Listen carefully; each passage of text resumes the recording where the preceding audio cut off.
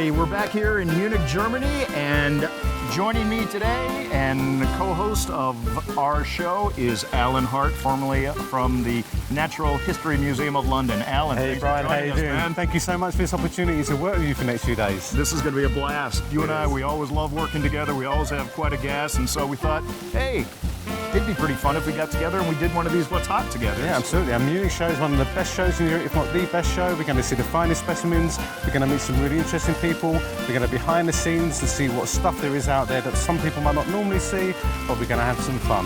I cannot wait. And we're going to learn a lot, and we're going to play a lot. Absolutely. And this year's special exhibit is the Mysteries of Museums, so it's even more apropos that you're our host. Yeah. So we're going to go take a look at the special exhibit right now and then do our typical view of all the great minerals, all the great fossils, all the great gemstones, and we're going to go in search of what's hot in Munich this year. Let's see what we can find. You ready? Yeah, well, I'm ready. Let's go, mate. Cheers, bro.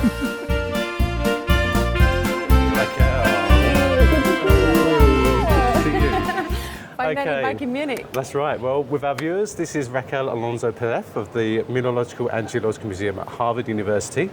You're the first person to be interviewed for the special exhibition here at the Munich show. It's a very important exhibition. It's revealing some of the treasures of many museums and private institutions around the world, so we can see what's hidden behind those cabinets. And as the first person, tell us what you have brought to Munich show from Harvard. And we bought one of our main specimens. So we have many hidden treasures, as you know, but there is one in special which is really come to my heart, and also is the core of the collection because it consists of tourmalines. Wow. So they all come from Maine. So you want to walk around? I show you? Yeah, show me please. Okay. So it's called the Hamlin necklace. Okay. So this necklace is considered one of the is actually the best North American piece of jewelry of the 1800s. So all the colored gemstones are tourmaline.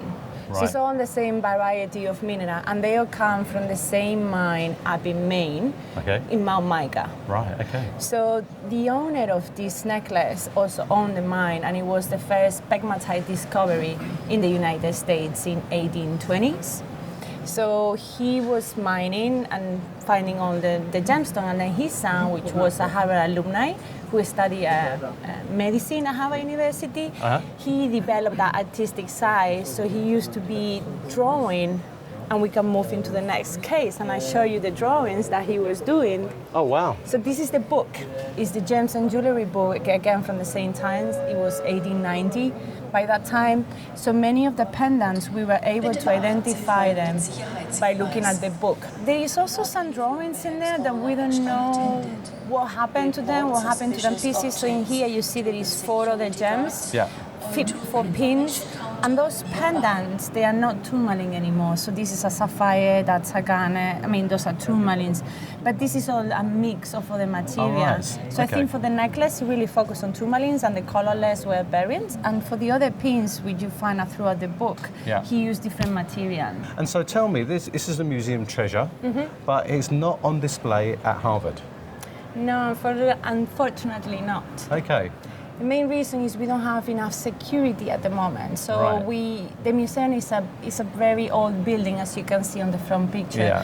So we are working on that, and one of the projects we are fundraising now is to build the mineral vault. So the idea is create a high security space where we can exhibit some of our treasure that at the moment they just go for special exhibits, or we have them for behind the scenes tours. But Can we just go to your last case? You have some. You brought some actual specimens. I'm particularly intrigued by this fantastic nodule here from this crystal. Yeah, tell me why. Just for the colour. You see that I think you can see a crystal from the outside may not look so translucent, but when you look inside, there's some specimens. There's fantastic gem quality material. And this is just a range of tourmalines in a natural state with a few cut stones, just to show them the range of colour of material that came out of New England. Yes, and all from the same mine. All from the same mine. So we are, again, going back to Mount Mica. So Maine, which is, can you relocate Maine within the United States? I think I can, It's up here somewhere, isn't it, when you look at the map? Yeah, the thing is, it's very tiny states, but it's on the East Coast. And obviously you're pleased that you're at the show and you brought the specimens to show to the public. It's like bringing a part of the museum to an audience audience that may never see parts of this collection? I mean, many Europeans, we just thought round the corner, but you come all the way overseas and bought this. So I think it's really fantastic. Thanks to the that you do Munich that. show, and thanks you and Brian for making this happen. Oh no, It's really, this is because you bring this exhibit to a next level, which is on the audience that cannot make it to the show. yeah. Well, I can see now. Well, we were doing some filming a lot yesterday, but the crowds that were around was amazing to see. So yeah, congratulations on that. Thank you. Hey, Federico. Hello. Nice to meet you. Yeah. Nice to meet Now you are the curator of the Milan Museum. You are part of the special exhibition here at Munich. I just had a quick look, and you have some amazing specimens, I must admit. Thank you. It's absolutely fantastic. And you have a wonderful museum. And if we walk over here, Yes. I see that the title of your exhibition is Some Hidden Treasures Re-Prepared. So tell me what it's all about. What I was doing in the lab was to re-prepare specimens, actually, which were already prepared in the past when the specimen arrived in the collections. Okay. And with the work we are doing now, we are applying modern techniques for enhancing the quality of the specimen, actually for trying to show on the specimen their better potential. So, of course, when you say re-prepared, some of the specimens when they first came into the museum were prepared using old techniques like lacquering, coating specimens, Exactly. just leaving them as they were. So Yeah. this is a sort of retrospective look using modern techniques that you've developed Yeah. to improve the longevity and overall look at the collection. Exactly. I can start from this nice sulfur This is specimen. an incredible specimen. Yeah. The quality is very, very Yeah, good. this is quite a new specimen for the museum. I bought from a local collection just a few years ago, and indeed this is a piece which was found about 50 years ago, but came in the museum only a few recently. years, only recently. Yeah, yeah. And I decided to apply the modern technique to clean it, trimming the matrix, deeply removing the crystal up to Yeah. the base, up to the back matrix. To So reveal the beauty of the piece as well in the Exactly. process. And this is a very nice example from this locality. It is. This actually is a mystery for me. Okay. I really found this piece in the drawers of a case in the collection with no label, no number, nothing. I have no idea if it was donated, how it came in the museum. Wow, okay. But it was very dirty. It looks something arrived and put just in a Just drawer. thrown in a drawer and left. Maybe at the time it was an amusing piece just because there was an association of the two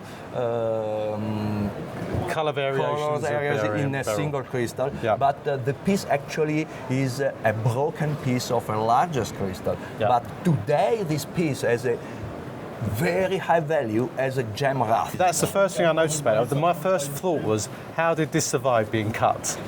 Because morganite like that color is exceptional for a piece. Yeah, is exceptional, but probably at the time it was not considered that's right. something very valuable, Yeah. and it was just put in the drawers of maybe it was a donation of somebody from Milan which made a trip to Brazil, who knows, yeah. and brought this huge piece of beryl, and I'm very happy about this stone, and today is one of the highlights of our collection. Absolutely, yeah. Oh yeah, I love Has this. something to do with Germany. This is maybe the piece with more history in this in the exhibit of the Milano specimen. Really? Yes. Yeah.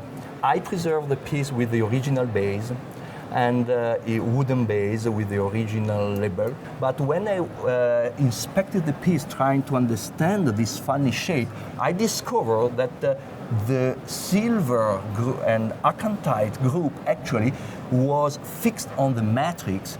Okay. Yes, and in this aesthetic. So it was placed to look aesthetic yes, it was at the placed, time. Yes, very likely the matrix below belongs to the same mine, but and the silver group was fixed on this matrix with with some melted silver. Melted silver. Melted silver. So at the end, this is the result of some work made very likely at the end of the 19th century by somebody which was impressed by the shape of the piece and wanted to present in a very aesthetic way. Wow. And at the end, what is important is to disclose what was made on the piece. And you can appreciate the piece in any way.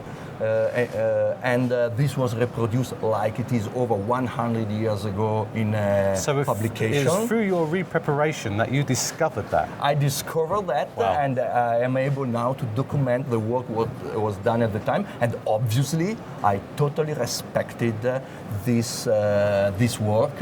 And at the end, the silver portion and the Argentine portion is still a fantastic I'll tell you what, object. as a specimen of wire silver from Germany, that is one of the best I've seen. Yeah, this has also a nice story. This was a piece which was in the inventory of the collections, which is also well-known, which was well-known in the past. But when I took out from the drawers of the cases of the collection, the piece was covered everywhere that this was the dust of actually the smoke produced by the fire which burned the museum in the Second World War. Right, okay. The piece was not destroyed, remained in the collection, but the complete museum was full of smoke. And the smoke actually covered everything, and this brownish was the result of the covering of this fire. But when I removed this dust, at the end, the specimen returned back to the original fantastic appearance. Well, Federico, thank you. Okay. I must say, for me, sometimes you might be seen as sort of controversial in how you work your collections, but it's not. I think it's a progressive museum. Is looking at the collections, how they can get the best out of them, but revealing some of the secrets in terms of what has gone beforehand. And it's all about longevity and preservation and enjoyment of the specimens and furthering the science. Yeah, yeah. Okay, thank you. Pleasure again. Thanks so much. Thank you. Take care. Hey, Cristiano. How are you? I'm fine, pleasure. Great. Now I'm with Cristiano Ferraris of the Musée d'Histoire Naturelle, or otherwise known as the Natural History Museum in Paris.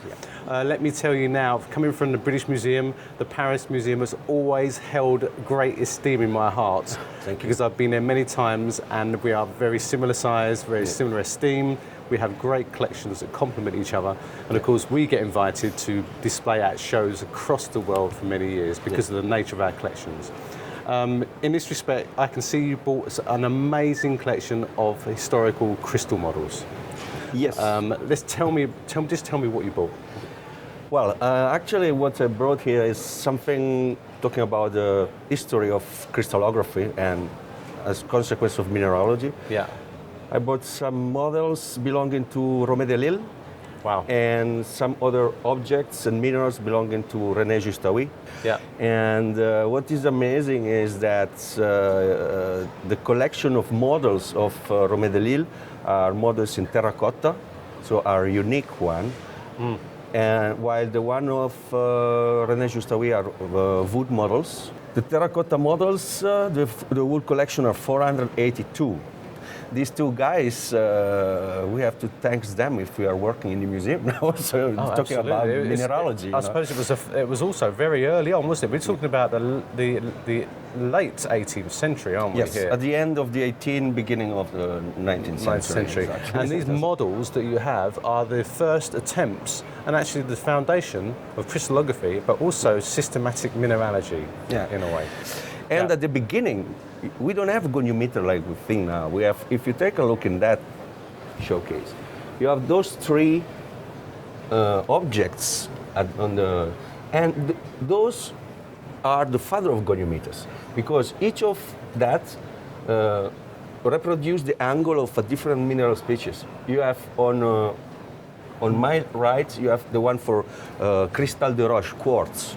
In the middle, you have the one for Spat d'Islande, calcite, and the other one is again for quartz. And so those were the first attempt to modelize and to measure. So these are like templates that are looking at the interfacial angles for individual species that you have there.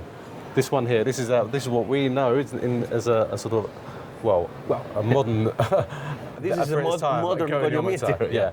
Where it's an articulated arm, you could measure the angles between faces physically. Exactly. And actually what you had behind is a manuscript of Howie, talking about the calcite crystal that you have just above.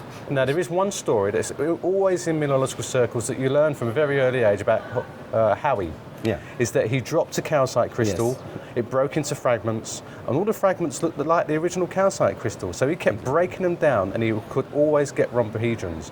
And that led to the fact that he then had these molecules integrantes. La molecule integrante. Integrants, which was it's almost like the first look at atomic particles. Exactly. You could break it down into building blocks, and this is what you show here. You've got the rhombohedral building blocks with a rhombohedral crystal, just to show how you can make shapes from these molecules.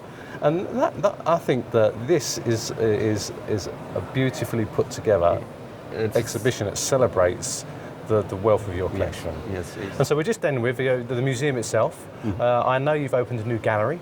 Yes. And it's been, I was lucky enough to visit with you. We had a great look round, and I think it is a fantastic gallery. It fits in beautifully with what is a very historical but established museum. And just congratulations on it, because I know how much work your teams put into that.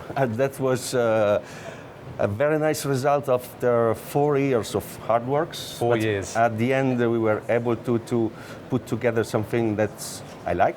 And of course, we had a great success. I think that in 19th of December, we will celebrate the second year. And I think we are around 130,000 visitors. Visitors? Yeah, that is fantastic. It's amazing for mineralogy, I think. Yeah. It's fantastic. Well, congratulations. Thank you so much. Thanks so much. Thank you. We'll see each other soon, yeah? Yes. Okay. Thank you. Hi, Al. How you doing, buddy? Yeah, I'm good. Great to see you, man. Yeah, no problem. Now It's we're great. here with Mike Rumsey. He's a senior curator and manager at the Natural History Museum in London. Now this has a really, really close passion for my heart. The Natural History Museum in the world.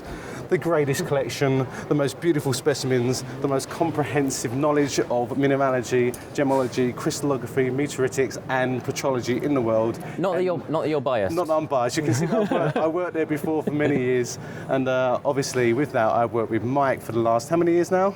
13. 13 years we've been together, leading one of the great institutions of the world. Anyway, so Mike, we always come to the show. We bring a lot of specimens. Now it's your role to do that. So Yep. tell us what you have bought for the museum this time. So I really wanted to bring real hidden treasures of the collection, but I also wanted to bring stuff that kind of captured everything that we do. So like you were saying, we do so many different things. So I wanted to bring some nice looking specimens, but I also wanted to bring science and a bit of history. Yeah. So trying to mix it all up and also create a great looking display. Okay, let's go in and have a look Yeah. at some of our first objects. Wow, it's so recognisable, some of these. Some of these Old are friends, great. yeah. Old friends, yeah. What do we have in this one? Yeah, so we've got, this is the Symes rubellite, which is, back in 1805, it was kind of like the pride of the collection. It was sort of the best specimen in the mineral collection at the museum. Yeah. It was so good that it was figured by James Sowerby, and I thought, wouldn't it be nice to bring those two back together? Right. So they haven't been together for like 200 years, so we bring the book and the collection and the specimen back together. It was purchased, well, I don't know if it was purchased or donated actually, but it came one time from the king of Ava, which is in Burma. So yeah. it's got this crazy history, and you know what? It's still a really good specimen now. You know, you don't see many tourmalines like that, so I think it's Well, great. we've spoken to many dealers around here, and they're quite amazed to see this, because there is some recent material that's like, you know, those sort of mushroom-shaped tools. Yeah. And this is one of the earliest ones, but the huge size of it as well. It's massive, yeah. And I think it's great that you brought the book as well, so you can see they were drawing these things, because these were the best specimens in the collection. Now here's a case of some tiny specimens. You may not be able to get these. Yeah. Some of these are new to me, so you found some hidden treasures that you know about. So I want to bring some science to the display as well. So I'm researching scientist as well as doing collections manager. So when we were redoing the galleries recently, just giving it a clean, I noticed this tiny little specimen here, which is one of the earliest specimens of people studying fluid inclusions, which of course have become so completely important for us to understand how ore deposits and the genesis of ore deposits and stuff. Right. Brewster, this guy here, owned this specimen. He was looking at it and he noticed that if he held it in his hand, the size of the bubble would actually change. And he wrote about it and thought it was kind of fun. And eventually, a few years after, well, about 20 years after he did it, someone worked out that it was actually CO2 inside. So it was actually working out that it was a liquid CO2. It was actually named after him for a while. So it was a bit weird to think of giving a fluid a mineral name, but it was called brewsterlinite for a little while. But wow. Yeah. That's a cool thing. That is amazing. That is really, really good. Okay, now we go to the vitrine, and what I love about this is that it's packed. Yeah. It's full of material. So you've obviously worked hard to just bring out some of the best specimens that we have. Yeah. Well, it's not just me. I've done the selection of the rocks, but then we've got a great new addition to the team, Robin Hansen, and she's done a wonderful job of actually displaying everything. She's really, really good at that. So this is the Russell collection. Maybe a bit controversial, calling him the greatest British mineral collector. We like that, though. Some we people like might like that, but yeah, totally. I really think he was. He had the time, the effort, and went around and just got the best specimens from all the other private collections in the UK. Yeah. But this is a box that I hope people haven't seen before. It's not the famous one, and it's not the mini one, and it's not the cluster. It's a different one. Yeah. So I'm really pleased to bring that. That's really nice, actually. I love that. I think it's cool. And then we nicknamed this guy at the back that we found in the collection the jellyfish. I really like it. It's a good fun hematite, and of course couldn't miss out a classic lady slipper. Incredible. Lady slipper. It's beautiful. Beautiful really, really nice. Yeah. So aesthetic. And you've got a load of crystal models as well. These are Wollaston's. Wollaston's, yeah. Wow. So about 10 years ago, actually it was a little bit just around the time I started. I don't know if you remember, there was a bit of discovery that these platinum concentrates were once owned by Wollaston, and he used them to kind of work out where palladium, or find the new element palladium. Yeah. I think what's interesting here is when you look at the Paris Museum, they bought all the Howie and all the crystal models from Rome de Ile. And all the great museums in Europe, they had a lot of crystal model collections, and these are the foundation of early mineralogy, working out the morphology and the internal structure. Yeah. And as you know, we have a great collection of crystal models, many thousands of them in the museum. Yeah, and you'd never see them normally, so that's why I thought it'd be great to bring them out. So we go to this as well now. The Payne collection. Yeah. So you know this story. What a Payne. So Payneite.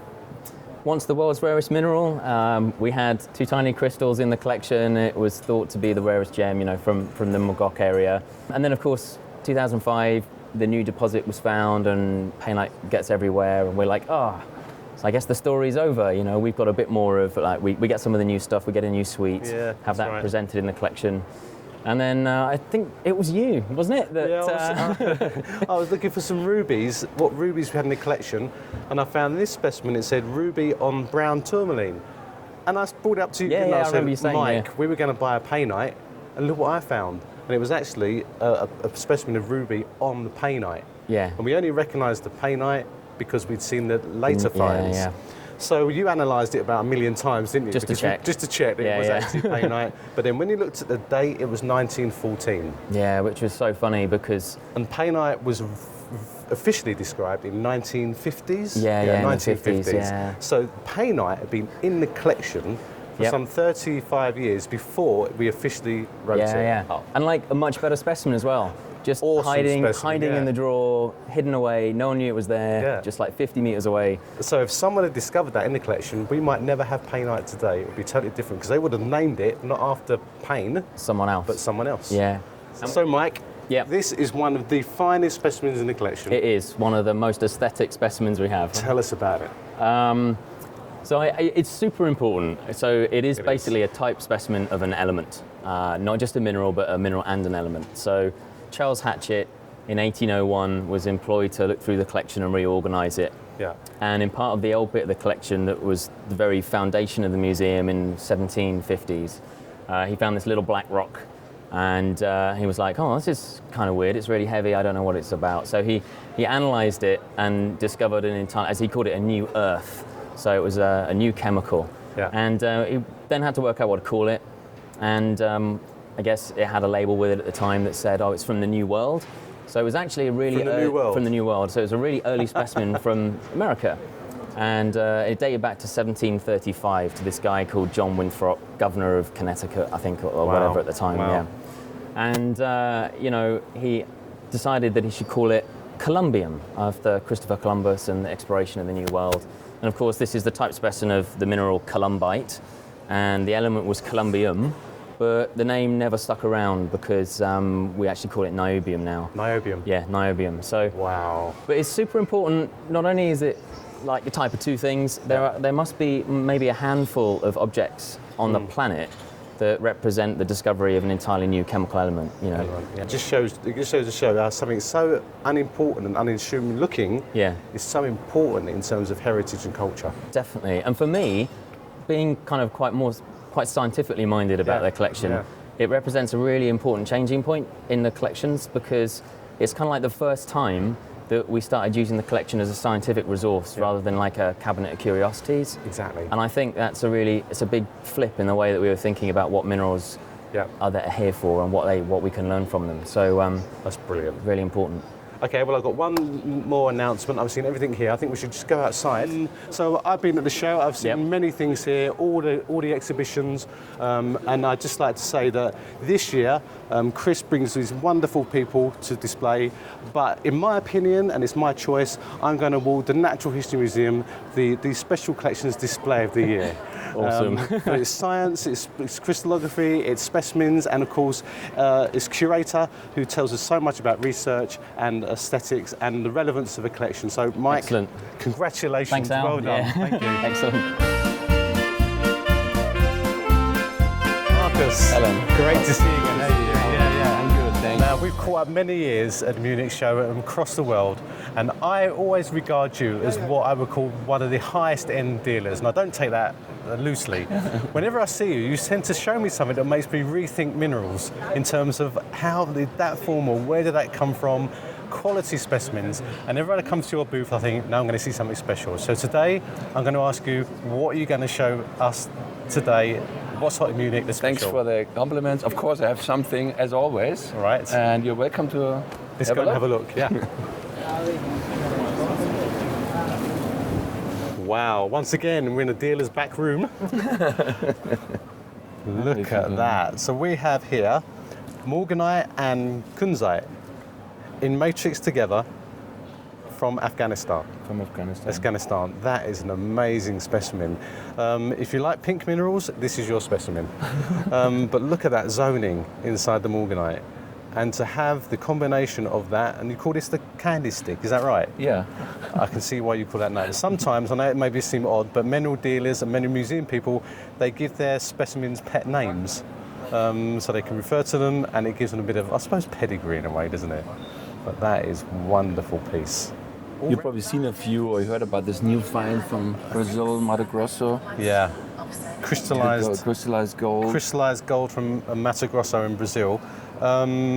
These have been coming out for a few years, but there's been a recent find of these, isn't there? The recent find was one portion of one larger find right before Tucson and one after Tucson. Really? It seems now it's over. It's exhausted.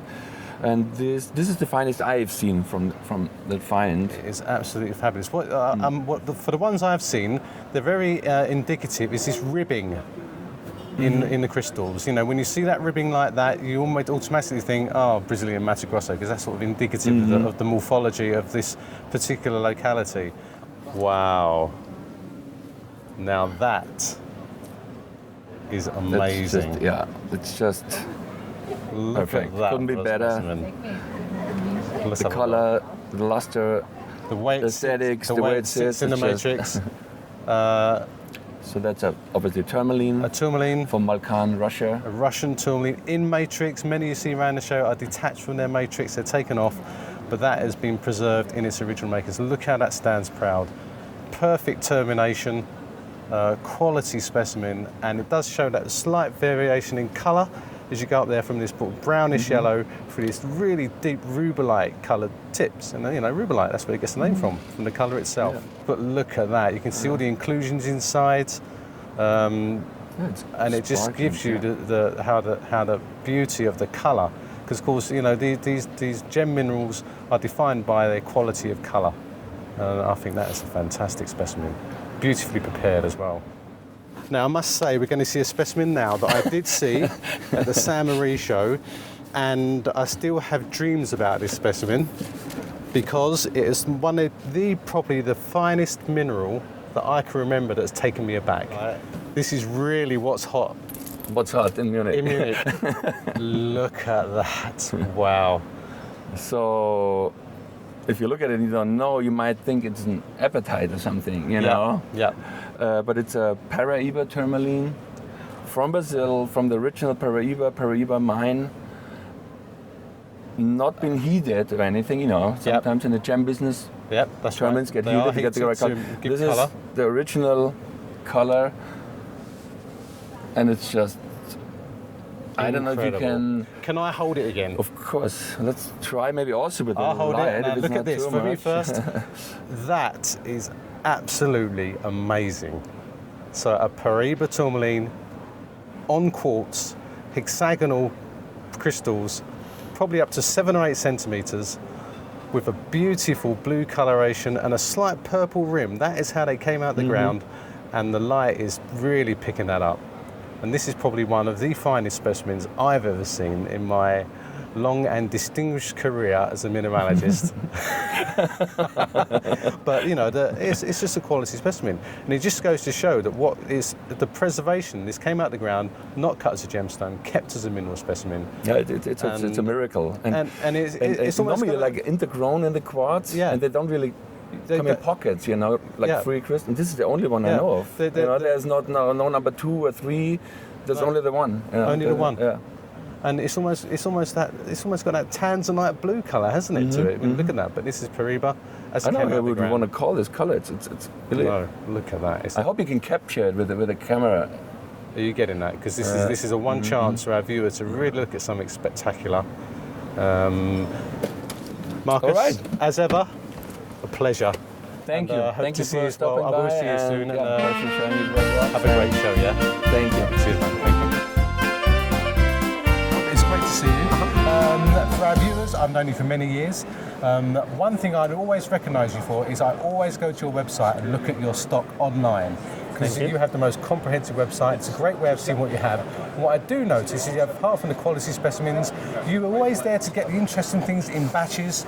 So there's many finds that come out, and you have the great representation of them, and you showcase them at various shows. Yeah, go vertical. Yeah, that's Try and right. put something for everyone if you can get it. Yeah. And I suppose when I walk around the show, for me, every dealer has a sort of definition moment of, personally for me, that is you, your comprehensiveness, your great specimens, and the fact that you share a lot of this information because your descriptive mineralogy is superb. Really? Some people say I just talk too much. No, well, I think you should be a curator, because some people say that to me, we all talk too much. Yeah. But I think that knowledge and knowing about the specimens is really important. Thank you. So today, let's talk about some of the highlights that you have in your cases, and then also some of the things you have, as everyone does, behind the scenes sometimes, that we can have a look at that and talk about them. Sure. So Okay. what would you like to point out to us? Well, I just got back from China. Yeah. I'm trying to remember if that was before or after I got arrested in Brazil. Wow, 2 more weeks on ago. this. This sounds interesting. That was 2 weeks ago. 2 weeks ago. So I was in southern China, where a lot of the mineral dealers don't go. Yeah. Most of the dealers and the action is in these polymetallic deposits. Yeah. You have all these great sulfides and the beautiful gemmy fluorites. Yeah. And what's in the south is mostly the karsts. So it's limestone cavities Yeah. with calcites and also hemimorphites and some smithsonites. Right. And so these are actually quite new Wow, look at the colour. in terms of coming out of China, but the guy who mined them actually mined most of these over a decade ago and hoarded them until he passed away. Well, so I will tell you, I have already seen signs that pieces are sort of getting dispersed, and I wouldn't be surprised if next year you see some old classic Italian yellow smithsonite appear on the market, maybe without old labels. Yeah, But, exactly. people should be careful now. Yeah. Also, these things will probably be cut as cabochons, as new gem They have. finds and things. And that's actually, it's sad to say, now I wish I'd bought more. Right. Some of the pieces I left behind, Yeah. think about how it cleans, how it sells, Yeah. have been cut. Because in China, obviously the bigger market is the lapidary. Lapidary, yeah. Natural Chinese origin stones, Yeah. they sell. Wow. So it has been cut. But that, So it's not a Chinese mineral, but I bought it in China. okay. We all know these. Oh, the Green quartz. quartz, yeah. With the phantoms, including phantoms and ghosts of fuchsite mica. Yes. Wow. So I bought this in China, and it's illustrative of a trend I've been seeing there. A lot of African minerals Right. are actually showing up in China, and it's more and more progressive the last few years. So this year I bought tons of Congo minerals, all of them in China. Wow, okay. because of the mining contacts. Yeah. This looks a particularly fine piece in terms of how clean and how the phantoms are really visible. So you can imagine my horror, especially given what you said earlier, when I go to try to buy this, and my Chinese is bad. I can understand some, but basically the gist of it was, he said, but I see on your website that the prices are very valuable for this kind of thing. And then he quoted me a price based on my website price for a miniature. Wow. But he imagines the proportional growth. That's a great thing. Look how clearly delimited these phantoms are here. Yeah, so some of the best African minerals I've seen of the entire year are actually shown in China. In China. And in Tucson, I'll have an entire case of African minerals that I bought in China. Wow. Another classic from the south of China. Wow, I love this. Isn't that beautiful? That is just a piece of natural sculpture art. And this, look, where this is from? This is from southern China. Southern China. Again, from Yunnan. So it's just near the border. But it's a pineapple stalactite almost, isn't it? And they're really starting to understand now the values of these things to collect them well. Yeah, sure. Yeah. Where there would have been not thought of as anything worth of value, the trend over the past few years, especially in terms of the sculptural and artistic nature of minerals, is really trending upwards, isn't it? Yeah. Well, the other thing is, in the past, I would go to a show in China, and I might see a desk size or table size boulder of this where the tips had fallen off, and they hadn't bothered to care or replace them or repair it, because that's what's sold. And now more and more on the market, even there, it's aesthetics. I can actually show you these two pieces first. Okay, let's go without for making that up. Come on back here. So this came out of Burma through a gem dealer, actually, who I think was as shocked as I was to see it. Look at that. My first reaction is, surely that must be repaired, but it's not. It's a giant epidote. A giant epidote crystal from Burma. You see these things, immediately think Green Monster Mountain, but a huge one. But to think it's from Burma is amazing. Do we need more light to see the green here? What's interesting is it does have that sort of fibrous texture, a silky texture on the faces. Yeah, you can see right here. A big tabular crystal, and it's slightly translucent in here. Put the torch there, you've got some nice brownish translucency in there. Many of these, what look like opaque minerals, you get a good light behind them, and you can see some of the transparency, or translucency, should I say, of the crystals themselves. So you haven't seen these yet? I haven't seen these. I've seen some smaller ones, I think, but nothing of that size, because that's a world-class deposit for the species. Ta-da. Now remember, I got caught out by this. I must admit, I saw this, and I thought, oh, another aquamarine. But when you turn it sideways, and you look, it doesn't quite look right. And then Rob told me it was actually a feldspar.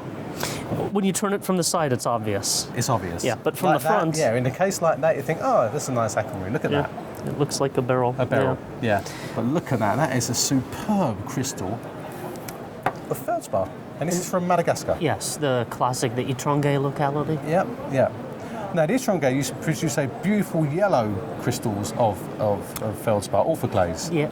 Orthoclase? Yeah, they used to cut them for cut them as gemstones, It's a different colour, but look at that. It's translucent and it's huge.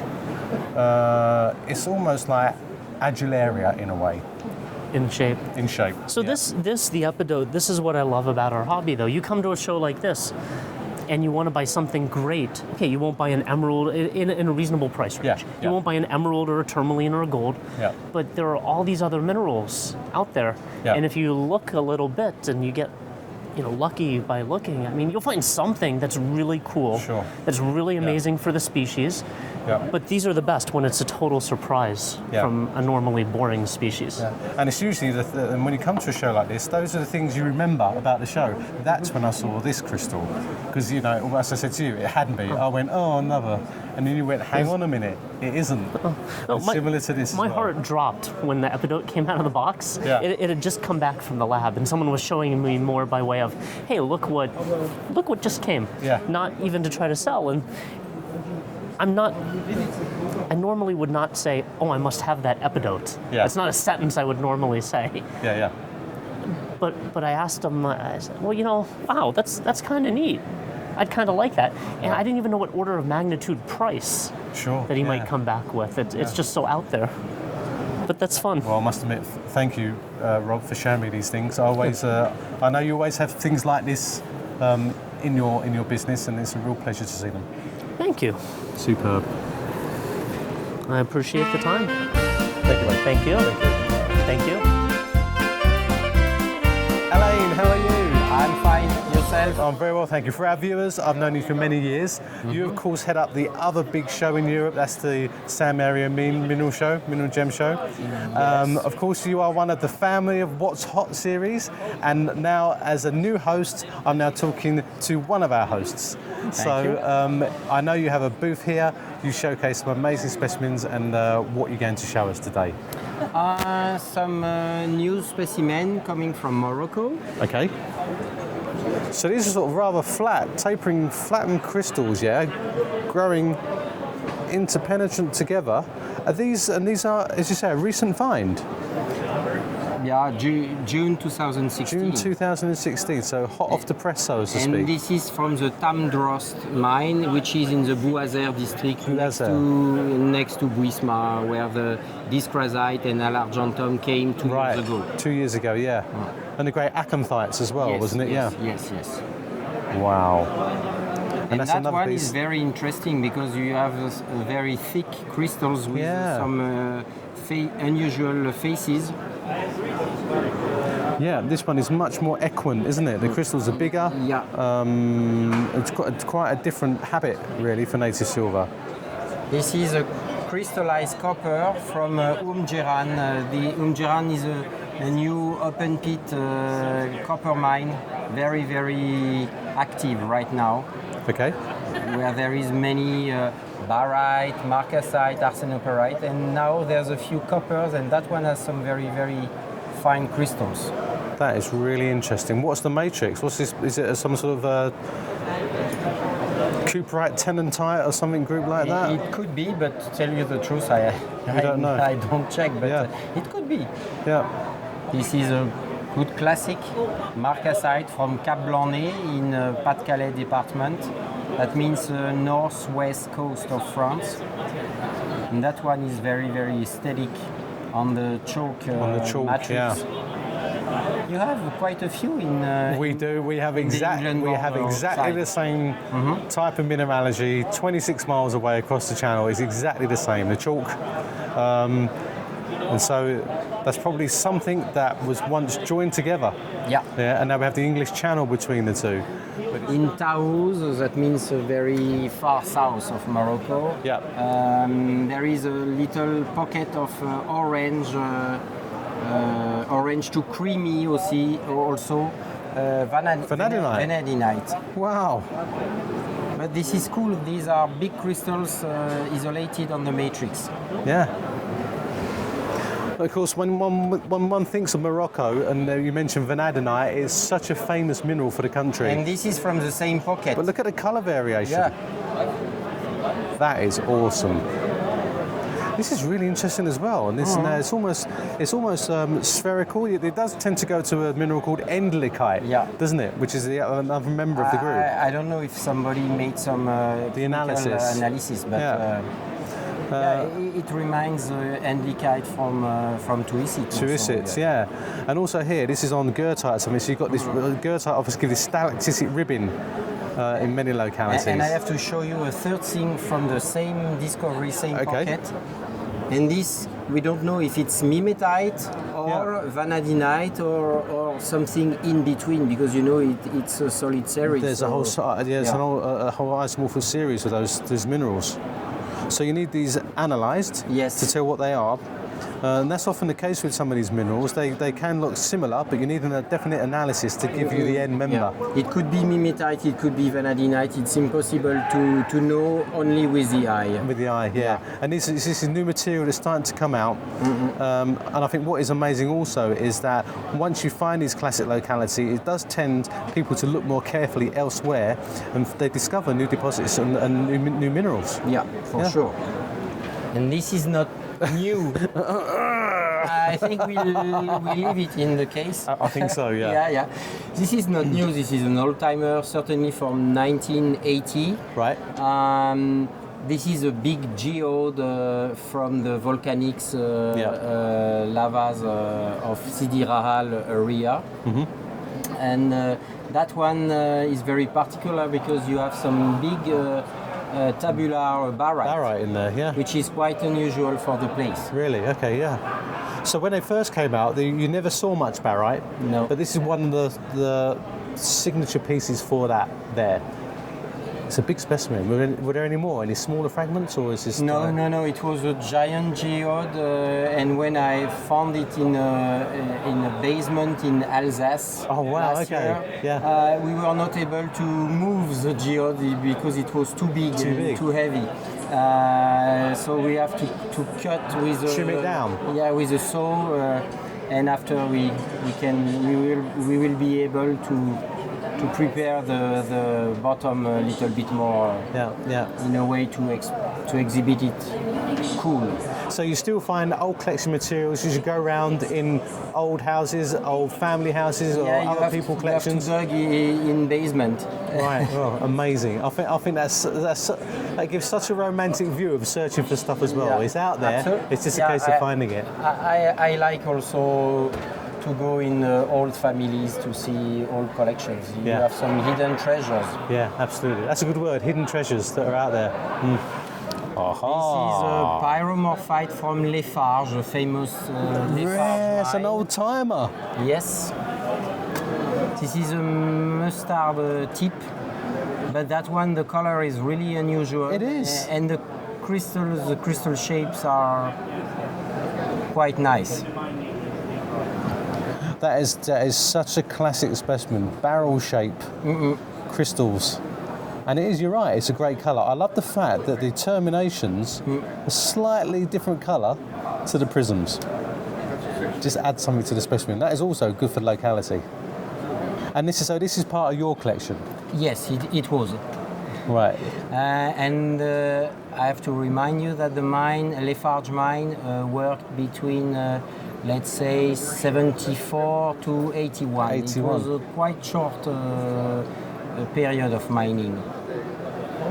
And so, I love the way that some of these mines, they come on for a few years, they disappear, and what is there, sort of an instant classic for what the specimens are. Yeah. Alain, it's been a real pleasure to see you, not only in Saint-Marie for many years, but also here this year. Thank you very much. Thank you. Thank you, man. Hey, how are you? Great to see you. Nice to see you. As you know, I'm doing What's Hot in Munich this year. Yes. I've known you for many years, and I always come to these shows. Too many, probably. Too many. But I come to these shows, and I always come to your stand, and you're always a dealer from Catalan. Yeah. Who will always show me something special, or say, look at this, look at that, you know this, you know that. Yes. And you hide things away, and sometimes you don't usually hide things away. Yeah. And I'd just like to, we've been through some of your stuff. Yes. And we picked out a few items, and we're just going to have a talk about them, because I think you're an amazing dealer with a great, wide-ranging knowledge about mineralogy. Oh, you are a great liar. But thank you. Thank you. It's all part of my charm. It's the largest, as far as I know, crystal of brochantite. Brochantite from Milpias. Yes, sir. Look at that. Now, I grew up in a museum that used to love crystals that were up to like 2 or 3 millimeters. Looks and that. when you see a transparent brochantite, transparent, like a Vivianite or like a Takamite, or and it's 15 centimeters long. Yes, that's one of the biggest and best crystals I think I've ever seen. I don't know bigger. No, nor do I. And doubly terminated. Absolutely superb. Here it's complete. So it looks like there's a slight attachment point here, maybe, where it grew. Yes, sir. Grew in a clay cavity here. Yes. Both ends. Yes, sir. That is absolutely wonderful. Do you like it? I do. It's a miracle, I think. It's a very unusual replacement of crystals of ilmenite, large crystals of former ilmenite. It is analyzed. Yep. Then replaced by rutile. Rutile. Then the titanite coating the rutile replacing the ilmenite. And all together in a matrix of microcline, so a feldspar with potassium. You see, what I love about this is everything you describe is a process. It's like it's an imposter. Yes. It was something else, and now it's turned into something else. It's a Jekyll and Hyde mineral. Yeah. And so you have Starting by the beautiful, ilmenite. lustrous ilmenites, maybe, Yeah. that were then pseudomorphed. Yeah, the into rutile. rutile. Yeah. And then these were later coated. All by titanium oxides. Titanium oxides. All the series are titanium oxides. They are polymorphs. Yeah. But, in different phases of the growing, replacing one to other. And let me introduce you a new kit in the school. This Wow, look at is this. the oxycalcio microlite. Oxycalcio microlite. You have here Wow. the newest species, recently approved by the AMA, creating a new group of the microlites. Yeah. So sharding the former microlite in different species, and this is one of them.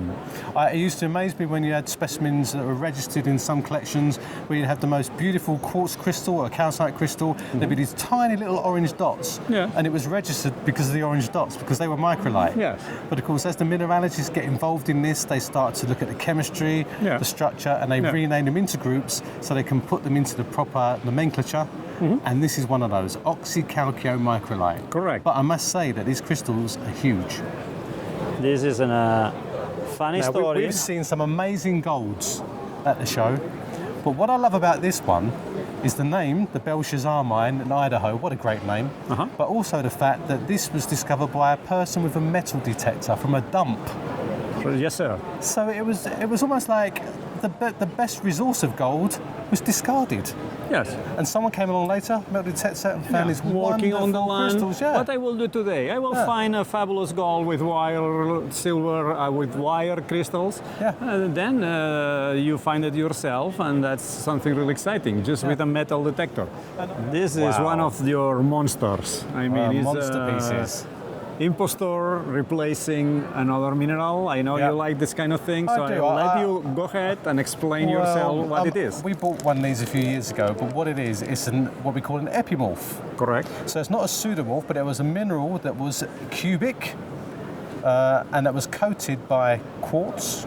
Correct. And then the cubic mineral was subsequently dissolved or disappeared due to some process, leaving the cast of what was there. True. And so I do like these because there is a lot of chemistry going on. Yeah. And how can you dissolve that mineral, which might be less susceptible to dissolving than the mineral that coated it? And that occurs in a few localities. Maybe not here because of the quartz, but some localities, yeah. And dissolving partially.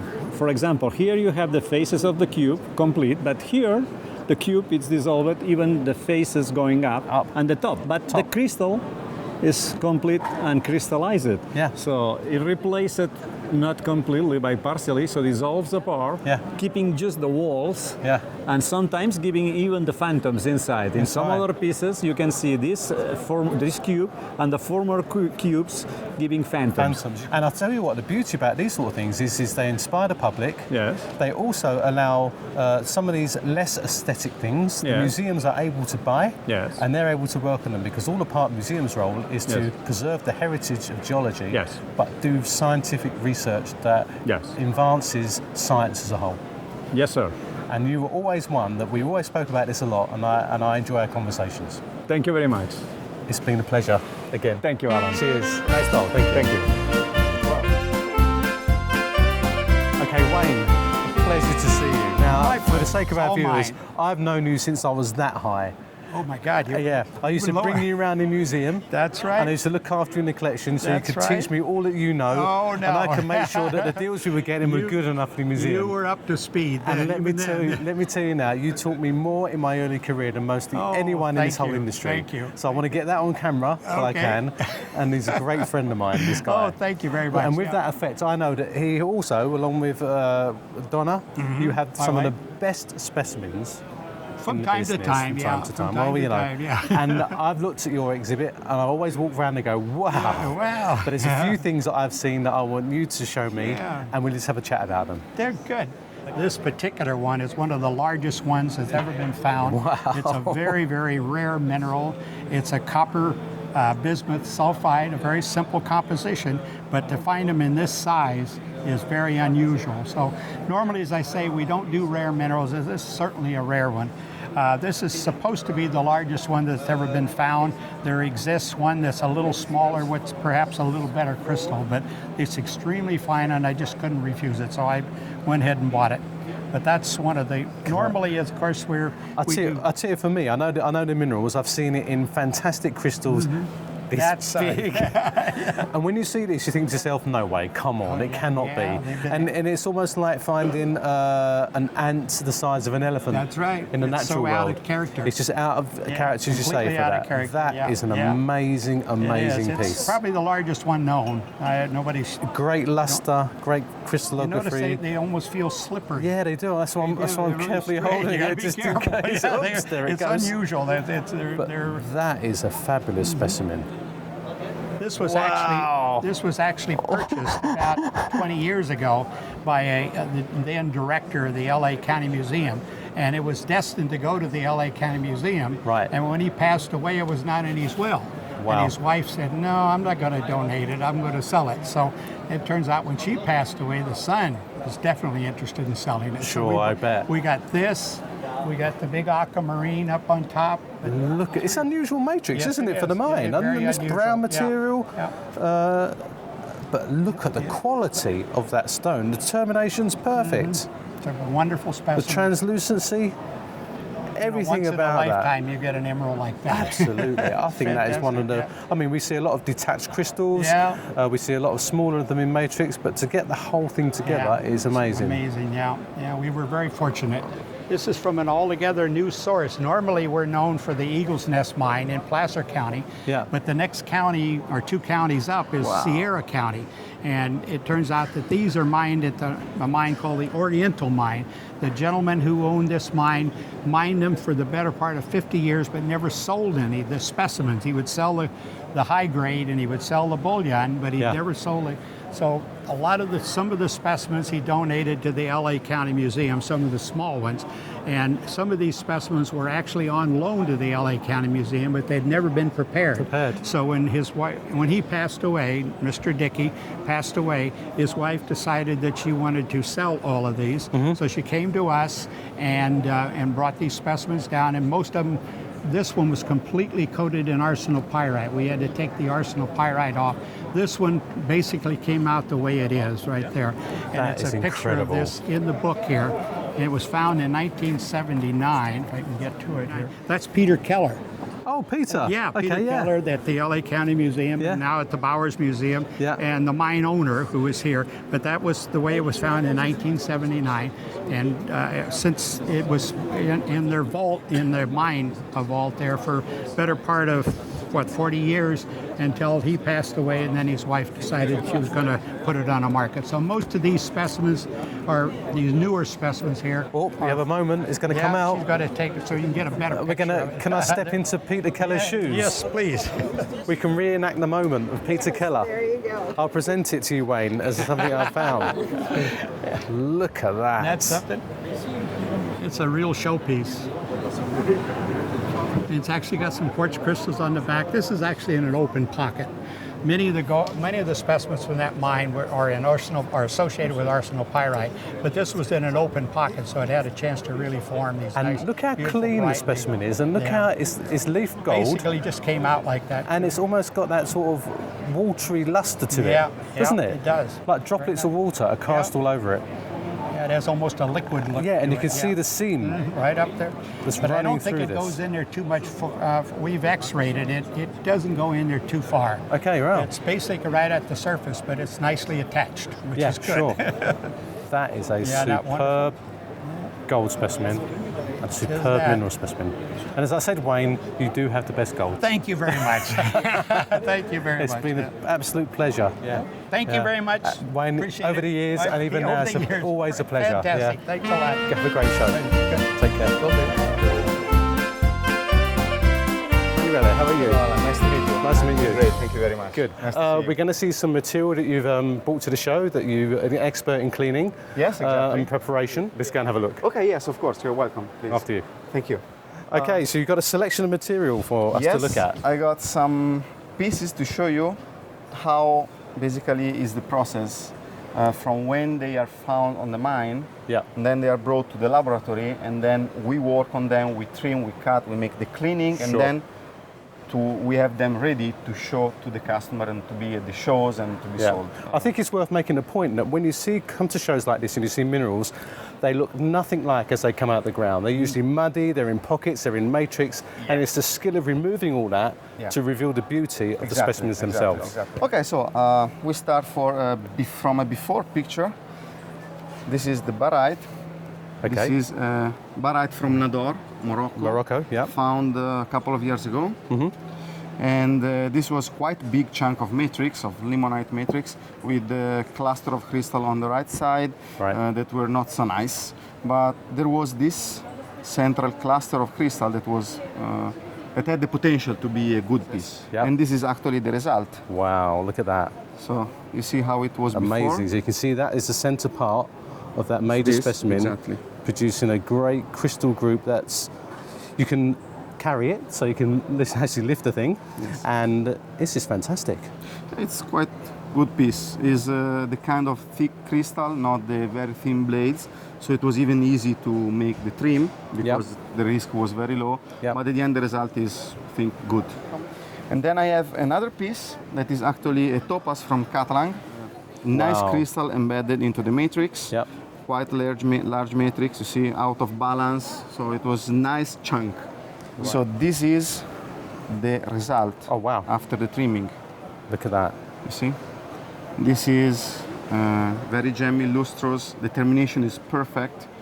And I think what's really interesting, what you've done with that is it sits flat in the matrix there, but that reveals its form and its transparency. Yes, exactly. You capture the light coming through the crystal because you just remove the tiny part of the matrix. And I think it's a beautiful example of what can be done. This is the focus, the topic, to have a laboratory, to achieve the best shape and to enhance the beauty of the crystals. I mean, in this position, you could have seen that the crystal was gemmy, but you don't see exactly how it is. Actually, I have one more piece that is in the back that is kind of before and after. Okay.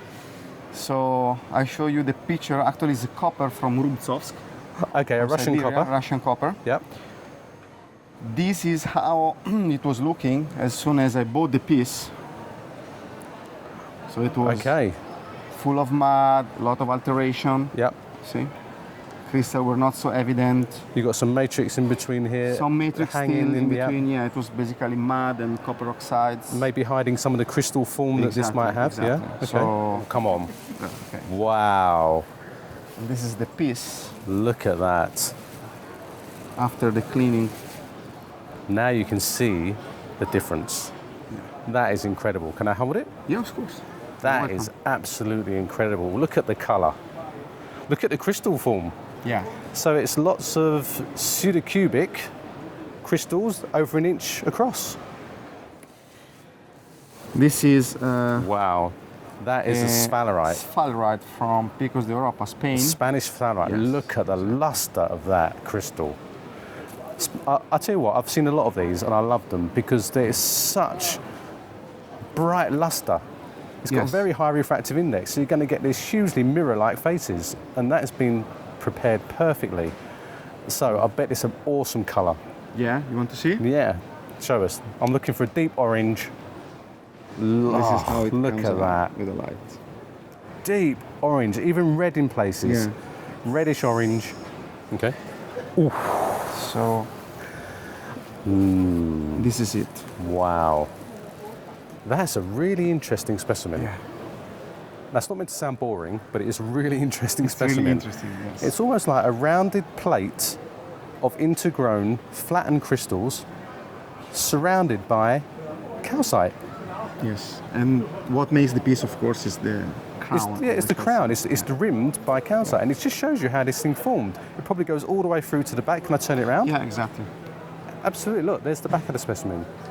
Almost like, I wouldn't say a nodule, but surrounded by calcite. Yeah. This is, for me, the architecture of this piece is something it's very really aesthetic, very aesthetic. Yes. And of course, it's translucent as well. You want to see? Yeah, but please. Wow, look at that. Again, the colour comes through. Superb. Well, that's been a real eye-opener. You know, I know things at the show are prepared, they're cleaned. I think it's people like you that give tender, loving care to these objects to preserve them and reveal their beauty. Yes. So all I can say is congratulations and thank you for showing us those beautiful specimens. Thank you very much, Cheers, and thanks for your visit. Thank you. You're welcome. Enjoy the show. You too. Cheers. Thank you. Bye. Cheers. Hi, Federico. Great to see you again. Obviously, I know you very well because we both were and are curators. Well, I was a curator. You are an entrepreneur, you're a mineral professional. You have a wonderful mineral named after you that we're all very jealous of. It's great to see you at the show, and you have a booth here right at the centre point, really, as you come into this show, under Mineral Collections Professionals. And I'd just like you to tell us what this is all about. Yeah, I am here actually presenting this company, Mineralogical Collection Professionals, which is a company devoted to mineral specimen preparation. Right. Actually, after long experience in this field, when I became a museum curator in Milano Museum, I brought this experience in the museum, and I went on working in the museum trying to develop this field and this experience. Right. It arrived the moment in which in the market it was very interesting to see what was going on, because this work was developing greatly in the market and for mineral collectors and so on. And at this point I had the idea of reducing my position in the museum at a part-time position, which allowed to me to open and to run also a private company. Right. So I started as a consultant of this company.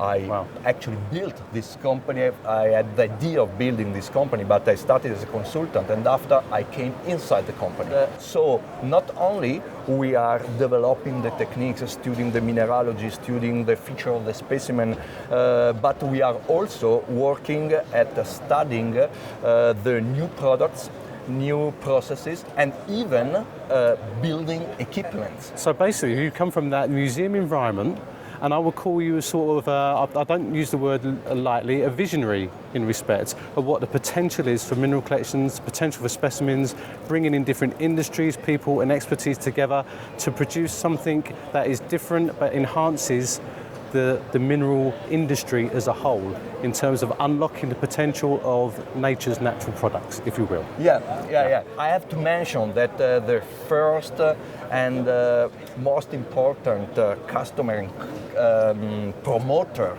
of our team was since the very beginning Fine Mineral International. Right, yeah. Yes, we are working in collaboration with this company. This company helped us financially. This company helped us in providing a lot of stuff just for experiments. You have no idea how much stuff they accepted to be destroyed just to understand. Your sort of practice materials, if you will. Yeah, exactly. Sure. Oh, look who's appeared. Are you telling me that that's what you've been doing all this time? Danny, great to meet you again. Good to see you. Good to see you, Daniel. So what do you obviously bumped into us? I bumped into and you. And heard that. What is your take on all of this? You know what? I've been watching the development of labs around the world for the last decade, and it sort of happened as a parallel to what I was doing in Brazil with Pedinera, and I was watching material come out of the ground, and I actually got to see what it looks like when it comes out. And as you know, and we all know now, that things come out of the ground looking very different than they do in the showcases. Absolutely. And so what I had was a challenge to try and figure out what's the most intelligent way to process material. And so at some point, Federico and I met on probably, I think, here at Munich Show, probably almost 7-8 years ago. And we started talking, and I knew he knew about doing preparatory work, and I knew he knew different techniques that I was exposed to, and I was, relegated to the labs that were in the United States, and they were already inundated with so much of their own material. Yeah. I sort of needed to try and find a new avenue, and Federico is someone who I could tell right away he had the ability to focus in on details and think about things instead of just in one direction, in all directions. Right. He could take different things and collaborate them together, or mesh them together, I should say, and come up with amazing results. And so I took advantage of that immediately and just started giving him stuff to say, here, do this, do that. And there were rocks that were broken. Yeah. But it worked out really well. And Thank you, Danny. Thank you, Danny. Thank you. Great to see you Breaking my again. rocks. Yeah, we will. We'll break more. I would like to present, introduce also two of our guys Okay. in the team. Fantastic. Alessandro Paladini. Alessandro, hello, Alan. Nice to meet you. How are you? He's a geologist. He's a collector since many years. Excellent. Since he was a boy. And Kindred spirits then, all of us together, yeah. Yeah. And actually, he's my first assistant in the lab. Okay, great. Yeah, and I would like he would speak about this piece. Lovely, show us what you have. As an example. Yeah, okay. Wow, what a case of minerals. This piece. This interesting piece. Wow, look at It's that. coming from Nagar. Yep. And you see it's beautiful. This is a typical example of what we did. This is the result of a process. We arrive on this target step by step. So this specimen was originally quite a large specimen. Yes. It was very covered big. in material.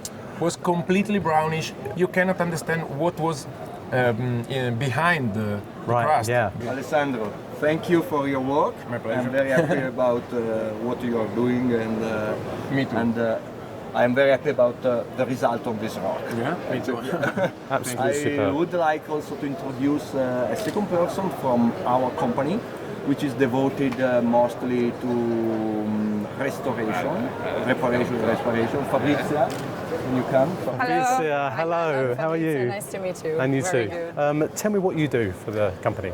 I am in charge for restorations. Right. I have a art formation. In the high school I studied art, how to restore paintings and how to restore sculpture. Wow.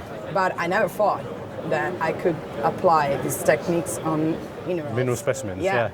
And when I had this opportunity, because Federico taught me the techniques, I was like, wow, I cannot believe that I can satisfy my needing to create something in a mineral specimen. Okay, you're a sort of natural material scientist, and all the techniques you've learned from your artwork, you're applying into the mineral world to realise the beauty of some of these things like these specimens here. Yes. So what we're going to look at in this case, what are you going to show me? And in this case, this Tanzanite had a restoration, and I had to study the surface and the color. And whereabouts was it on the specimen? Where I mean, is I can't even see where the restoration if is. you cannot see it, if I look carefully, means you've that done a good job. I did a good job. Just this tiny end at the tip here. Yeah. Wow, right. Amazing. Yeah. The other. So you're like a detective as well in a way. You're understanding material, how it works, how it fits together, and what you can do to enhance it and develop it and make it look fantastic. Yeah. Excellent. In this area. Thank you so much. Thank you. Thank you. Good to see you. Good to see you, mate. Anyway, as you know, we're filming What's Hot in Munich. We are. I want you to tell us what is really hot in Munich in your booth. We took a really huge booth this year and we subdivided it into classic European mineralogy. This section here is kind of the rest of the world, and we split it into some of the more collectible sections like Africa, Sumer, quartz. Right, yeah. You know, if you look around, we bring about 5,000 to 6,000 specimens to the show. Wow. And it's an enormous operation. It takes us usually a couple of months to get ready for a show like this. Yeah. And the team, we have a fantastic team. Yeah. This year we bought a 40-ton truck from England to Germany, full of all our cases and our minerals and beer.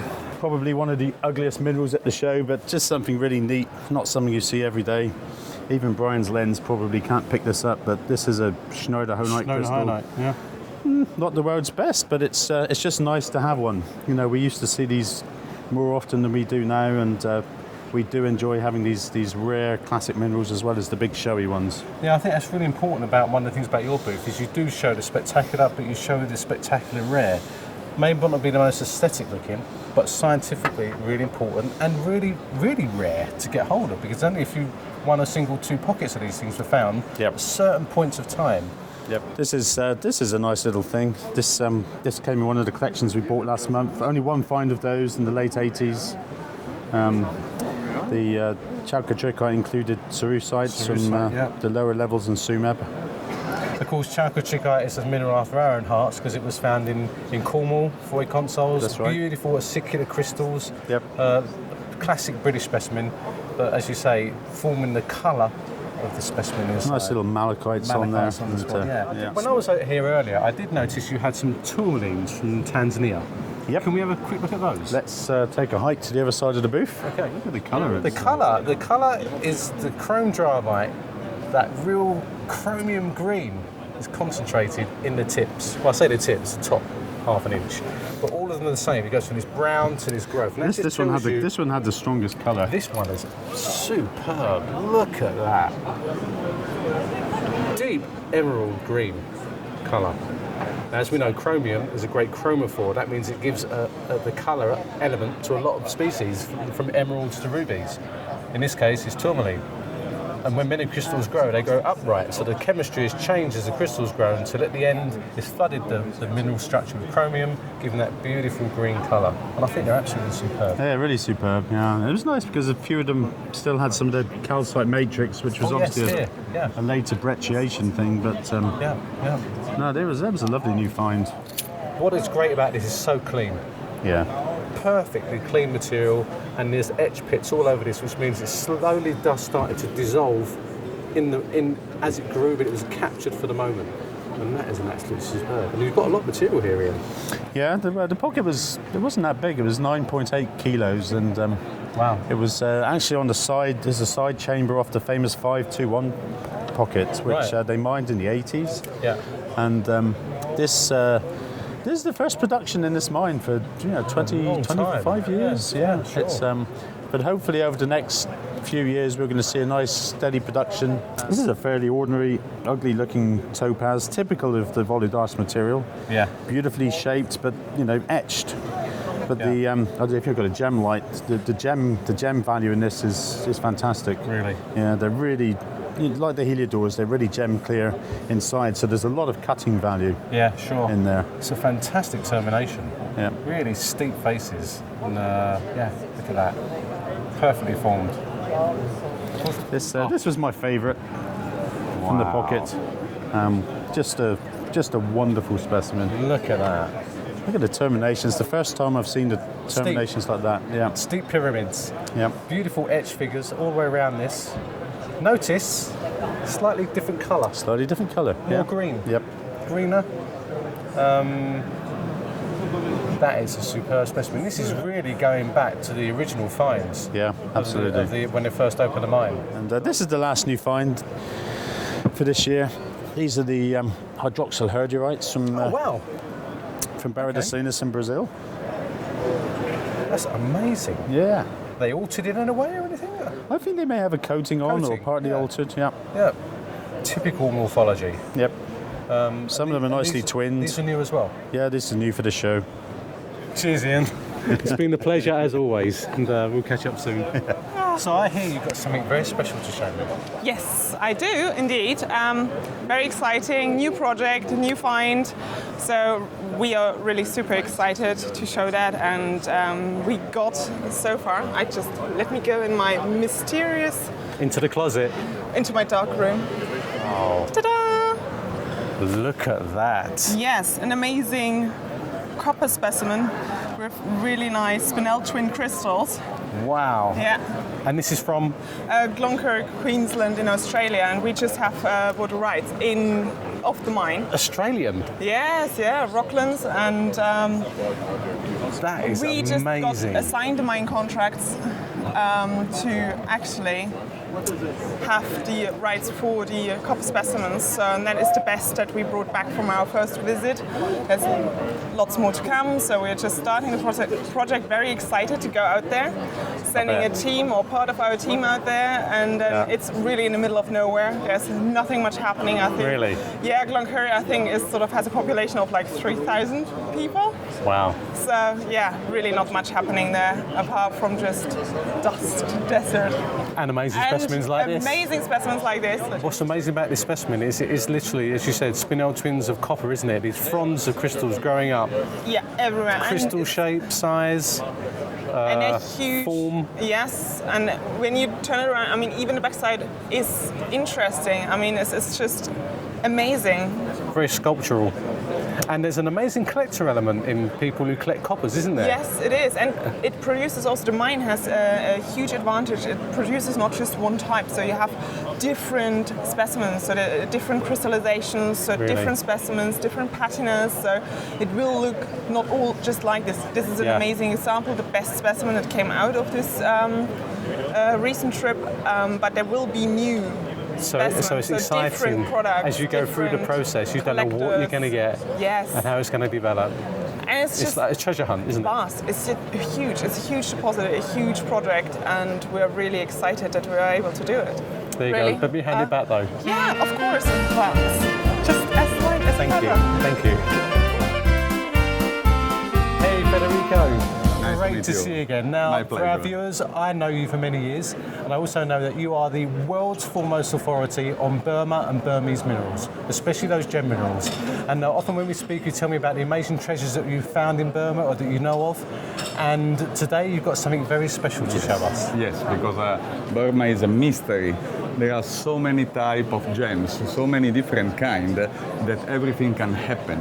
And sometimes, every year, 1 or 2 times, happens something new that never appear on the world market. And this time we found something that is really special. And we can see. Okay. Look at this one. Wow. This is the first piece seen from Mogok in Burma, and there are mushroom tourmalines with quartz, with smoky quartz, with feldspar, but the rarity stay in the tourmaline because I never seen this mushroom tourmaline with the green head. So it's something absolutely new for minerals that come from Burma, and is also a very particular color. They're really unusual. They're so distinctive, aren't they? And they're with this smoky quartz.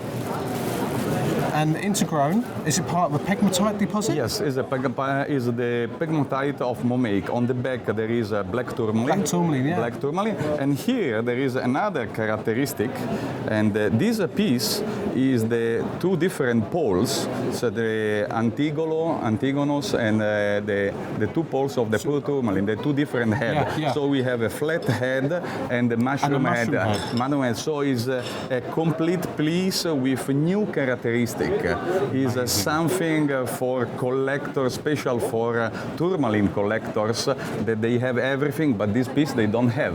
So it's a surprise every time a Mogok that continue to give, because it's a paradise for gems and minerals. And is this a new locality? Can we expect more from this? The locality is the same, but it's a new part of this locality. Right, yeah. So it's possible that this is a new pocket that will come other pocket.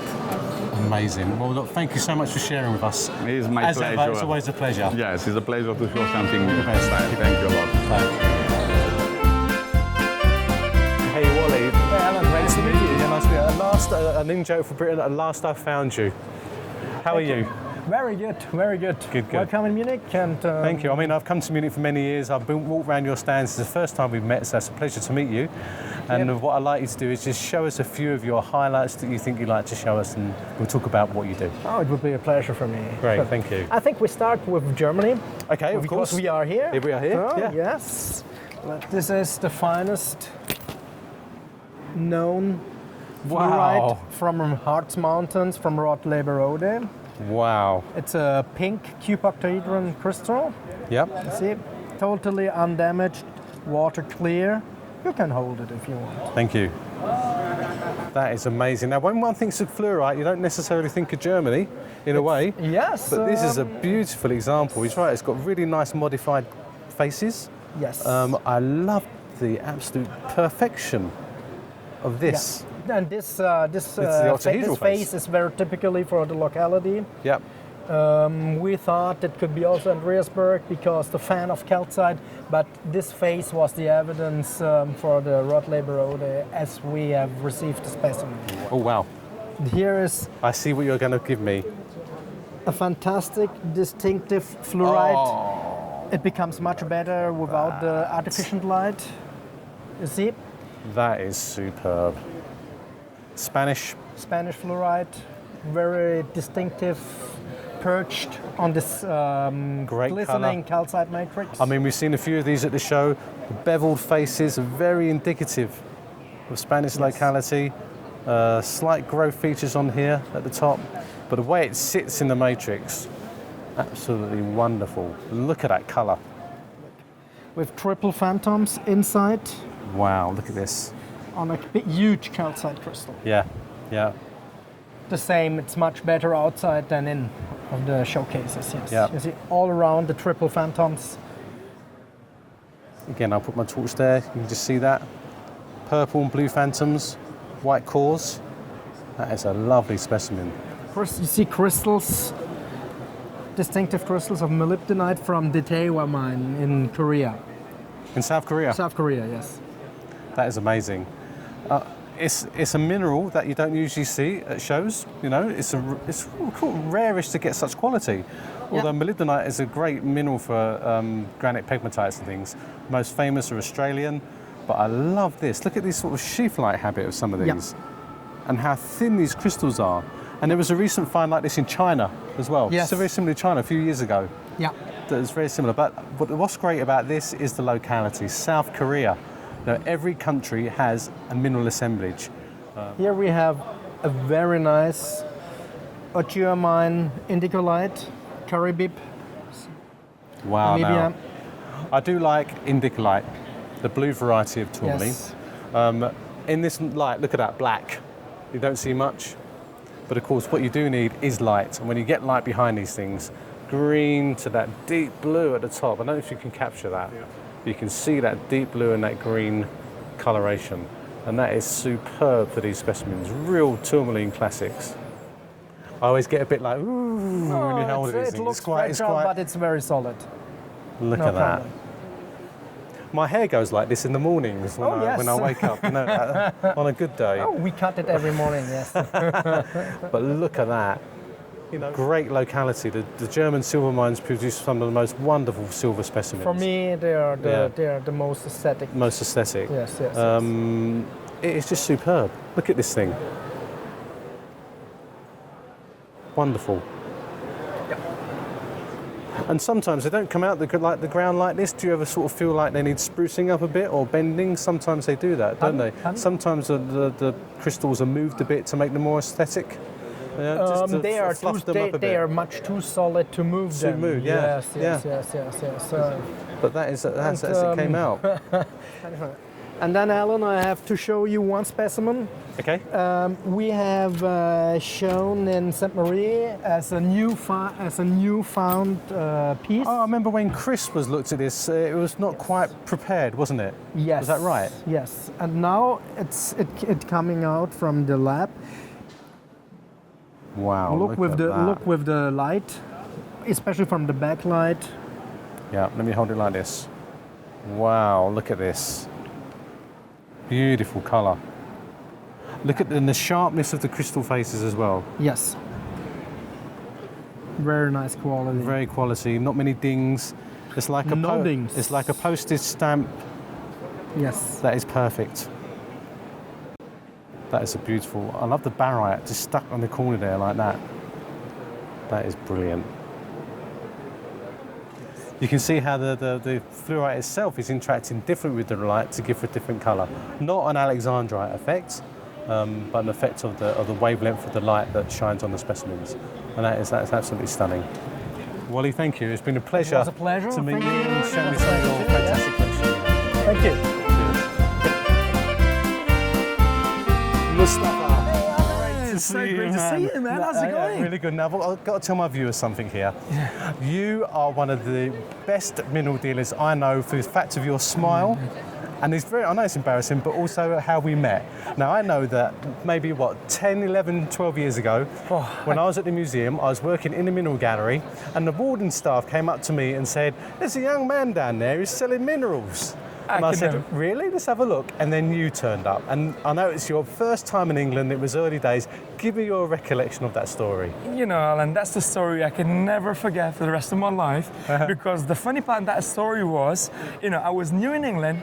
I spent only 1 year there because obviously, you know, the gemstone mineral was in my veins. You know, it's a family business. Sure. And my brother, you know, who I learned everything from him, he sent me a Nagar aquamarine specimen, and he says, you know, try to sell it somewhere, you know, in England, because you know, in England the mineral market is not that great. So I found out with a few people, and I says, you know, where I can send mineral, and somebody from, I don't know, he was from Afghanistan or Pakistan. He says, you know what? It's a great specimen. The only place you can sell this specimen is to the London Museum, Natural History Museum.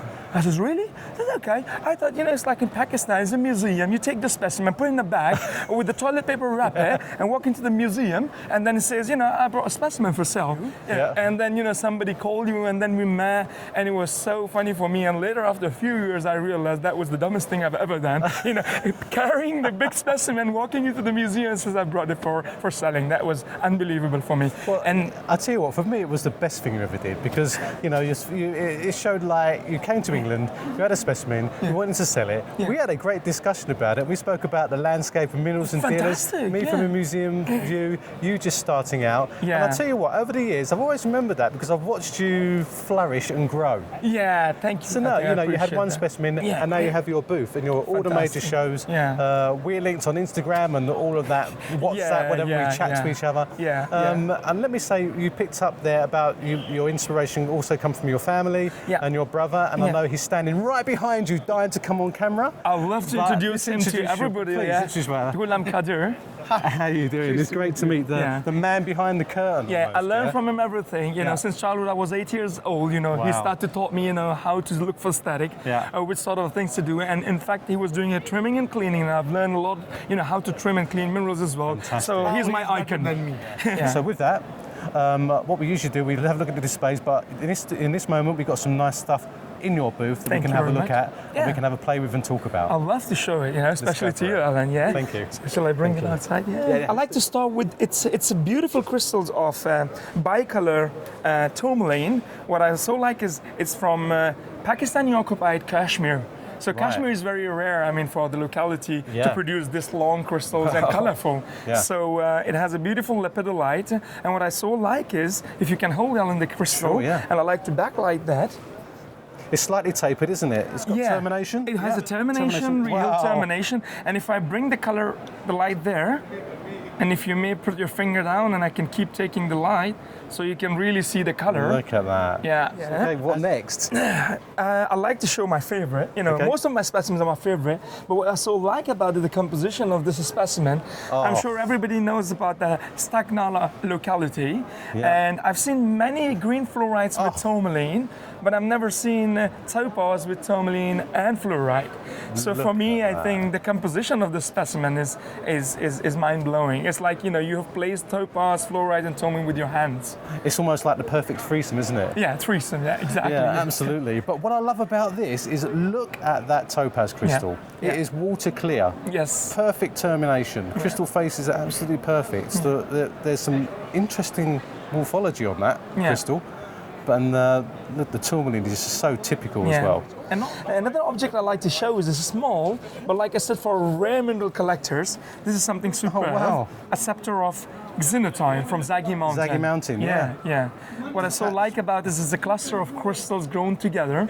Yeah, with a little seed at the bottom there. Yeah. Look at that. That is. And the color change as well. Under the LED light, it turned into deep orange color. Orange. Yeah. And then, you know, halogen light, you can see as it is as a yellow. So it's a small object, as I said, but for rarities, it's again, this is one of those species that when it came out a few years ago, set the bar for the species, didn't it? It's quite small before. Yeah, back in the days, like years ago, people were looking for even 1 centimeter crystals. Yeah. And imagine now it's like over 4 or 5 centimeters. So that is super. Yeah. That is super. Yeah.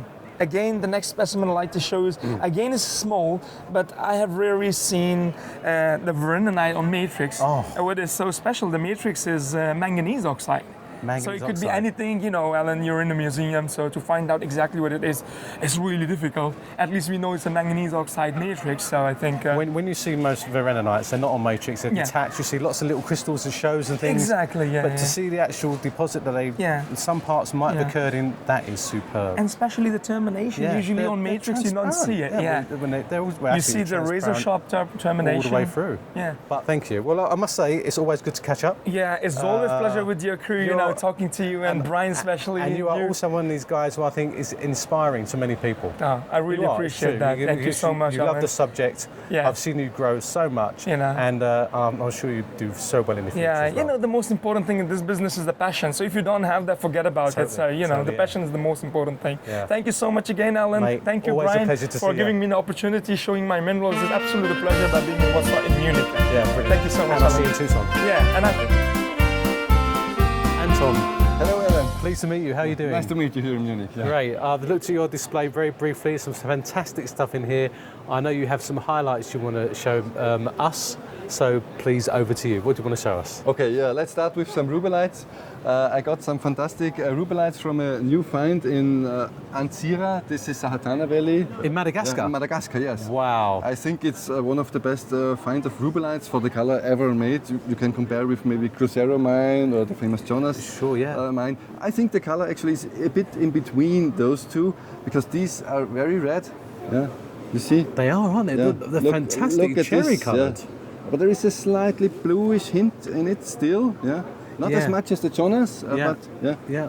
And they got a very slight. You can see the slight colour zoning as well. Yeah, as you yeah, go you up see through in the the centre, crystals. yeah, right. The It's centre's so really deep super cherry red. That is an amazing. That is amazing. And that's a new find, is it? This is a new find, yeah. This is a particularly nice sample of the black adamites. They form in roses, ball-shaped with small crystals. That is amazing. I mean, you know the usual colour of adamite is like this one here, isn't it? Yeah, yeah. This is the more common With the color. Everybody pimi. knows this. This is new, totally new. And do we know what's given the colour? Is there inclusions in It there or has anything? not been analyzed yet, but I see in the microscope it's small black balls that are included in the adamite. Estimate, I suppose it's maybe motramite. Always going into the back room, which is a treat, always. Yeah, come on in. So this is a 3 centimeter crystal in a fantastic group. Look at it's that. 3-dimensional, many isolated crystals on the motramite matrix. I've got it. That is amazing. It's Yeah. almost like a stepped parallel curved growth. Yeah, on it's many totally of these new things, style. up to about nearly close to an inch, I heard one long. collector saying this is wheat chief wolfenite. So Yeah, yeah, it's- absolutely. yeah. This is one of the Look at best that. rubelites, I think, Aesthetic. from the new find. It has a quartz, feldspar, and the rubelites on top, and even the white spots here is phenakite. So it's very interesting for the combination. Yeah. I think what's great about tourmaline as well, we've seen them quite a few times today, is you do get a lot of crystals in parallel growth. Yeah. You always get one and then you get two together. Yeah, actually, this, when you see the termination, is 3 together It's in 3 parallel. together. Special. This is so special because you can actually see the curve. Look at The that. curve is amazing. It's a real bend. And probably when you look at the top, I hold it like this, you can see that. Yeah, this is fantastic. This was found this year, so this is it's a recent new find. New find, found 2016. I love the fact that many people think that European mineralogy is done. No, but it's not. We've There are got many Stralas and different- collectors are out there actively collecting. Look at this. This is the classic style.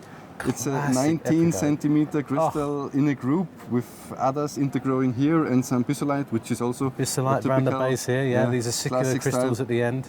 You see? That is it's superb. amazing on all sides. This is also a new find from Erongo Mountain. Now this is what when I said, when I first saw this, 'cause I did have a little look earlier, what the formation is going on here? Yeah, this is amazing. Totally elongated crystal with colour zoning at the edge, but in one area there is colour zoning, I'll use your torch, in the centre. Yeah, you see a blue phantom with a white phantoms. cross here. With a white cross, yeah. Then you see the another green phantom inside. On the side. And the purple edges in the outside. So it's That- amazing colors. That is And absolutely an amazing form, of course. amazing. That is incredible. Well, thank you for that, and I wish you a fantastic show. And if there's anything else comes out, give me a ring. Yeah, We'll okay, have- might have a well look at happen. it. Okay, My pleasure. Nice to meet you. Good luck. Hey, Dan, how are you? Okay, good. Now, I've seen you around the mineral shows for many years, but it's the first time I've seen you in Munich. Tell us why you're here. It's a great show. We always come and visit, and we thought, why not do the show? I mean, you know, it's a great organization. The way everything laid out. I mean, look how beautiful this is out here. It you know, is absolutely fantastic. So you know, great minerals, and it's a lot of fun. Yeah. So you know. And also, you're here with someone else. Who have you brought with us to the show? Oh gosh, I brought my wife. She's the boss. Diane, how are you? Give us a hug. How are you doing? Great to see you. And so this is one of the major specimens we have of the show today. This beautiful necklace. It looks like an Australian opal. It's a beautifully set. And is that yours or is it a present? Or? It's mine. It was my birthday present from my wonderful husband. Wow. Yes. And that is wonderful, isn't it? Edit. Cut. We won't edit that either. That's great. I love that. But listen, let's get back to the minerals before we all fall apart. Show me some highlights that you might have brought. Oh, we brought. Wow. Hold on to it there. It's a new species within the last few years. Now, that I tell you what. Now, recently, when they describe new species of science, they tend to get smaller and smaller and smaller until you can't see them. Yeah, I know. And sometimes, I know as a mineralogist, you sometimes think, well, if they discover a new mineral, I want it named after me, but I want to be able to see it. Yeah. Marshall Zussmeyer described a year ago beautiful pink crystals, sheaths of crystals. Look, these are about 1 centimetre an edge, and well, they're big. They're big. They're this big. is one of the finest I've ever probably seen. one of the finest that came out of the find. I mean, I haven't seen them all, but that's the best one I've seen by far. Yeah, and to have a mineral named after you of this quality, well, I bet Marshall. Yeah, I think Marshall's proud. Very happy.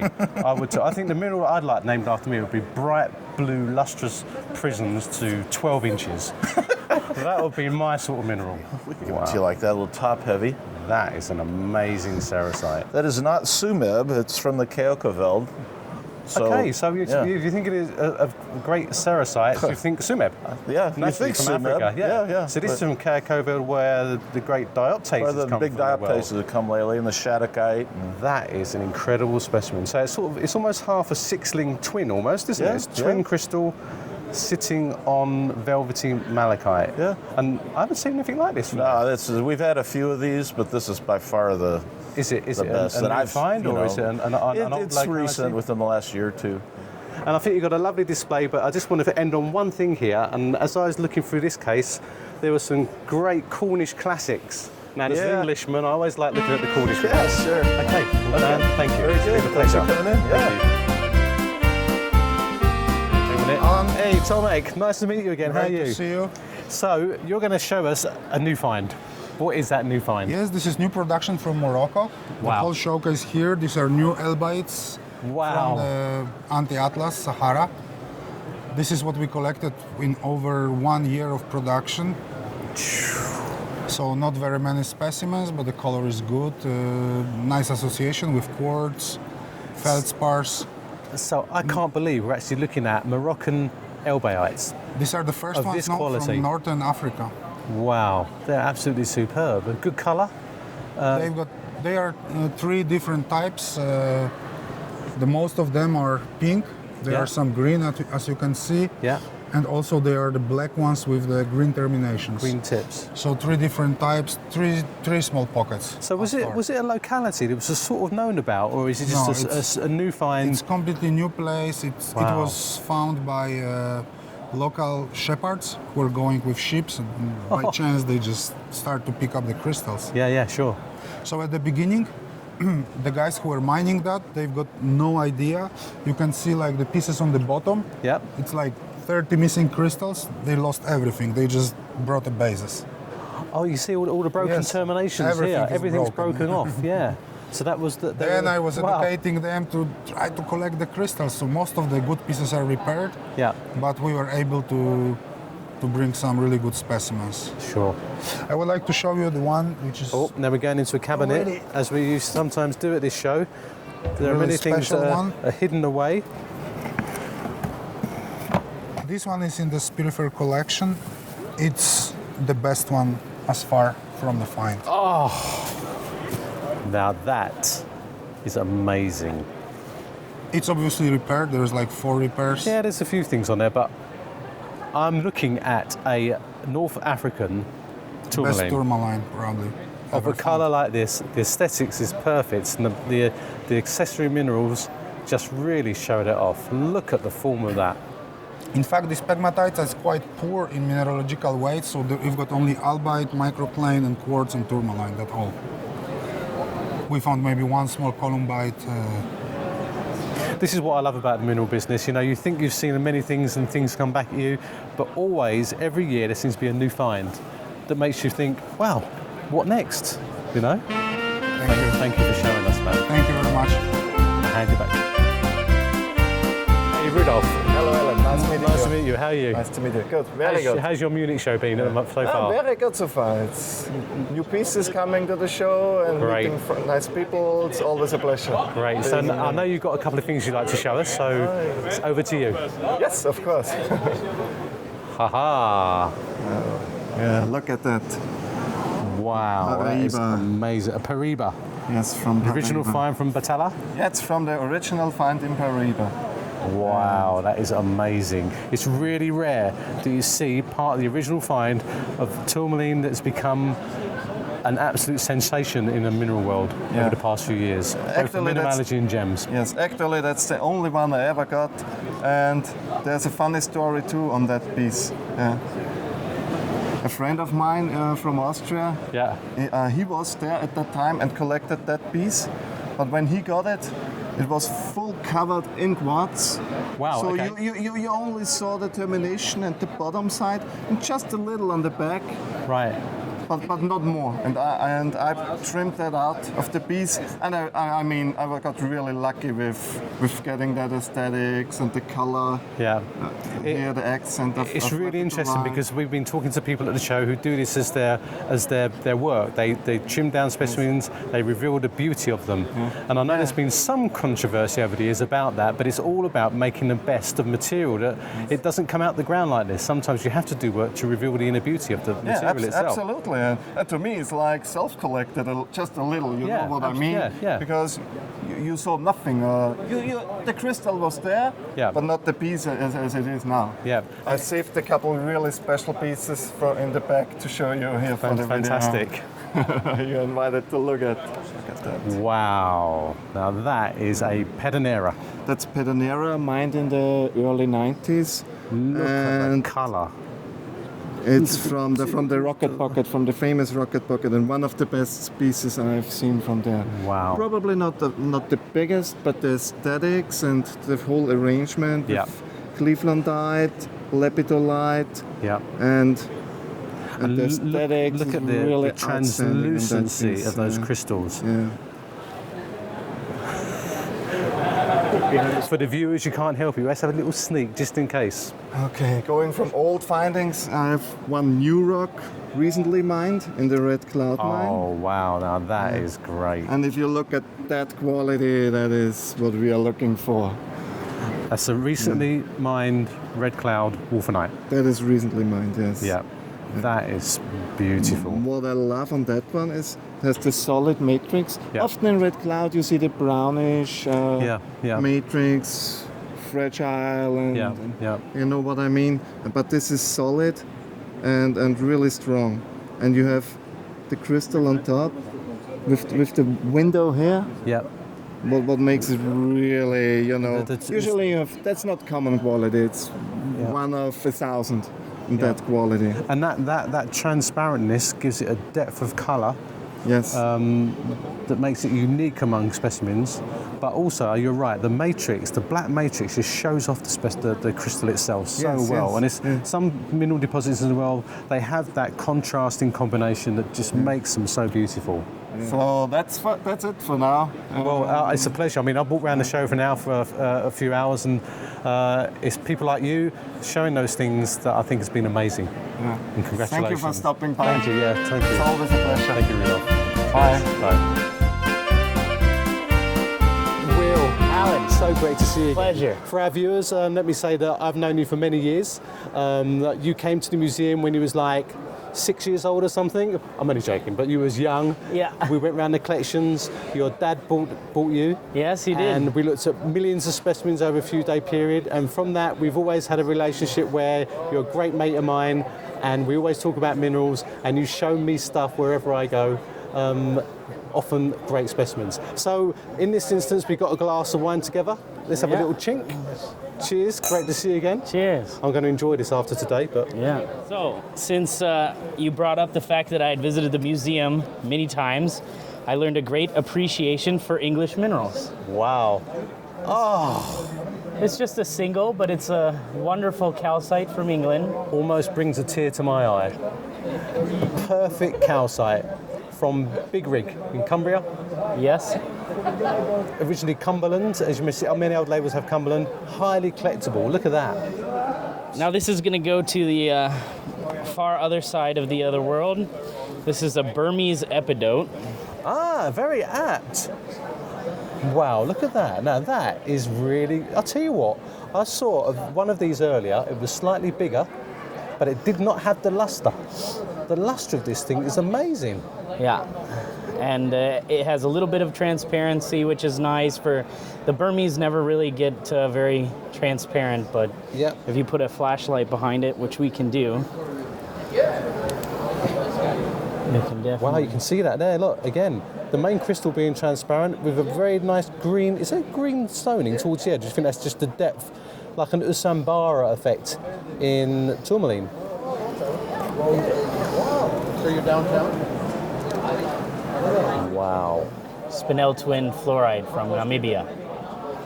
That is unusual. Look at the colour. These are recent. They're a recent find. This, I believe, came out about 4 or 5 years ago. Wow. And sold to a collector friend of mine, and then I picked it up here. That is amazing. You would not believe that was a fluorite crystal. Elongated and twinned. Can you have the light again? Or just we can capture that colour. That is absolutely fantastic. And this is quite unusual. It came out about 5 or 6 years ago.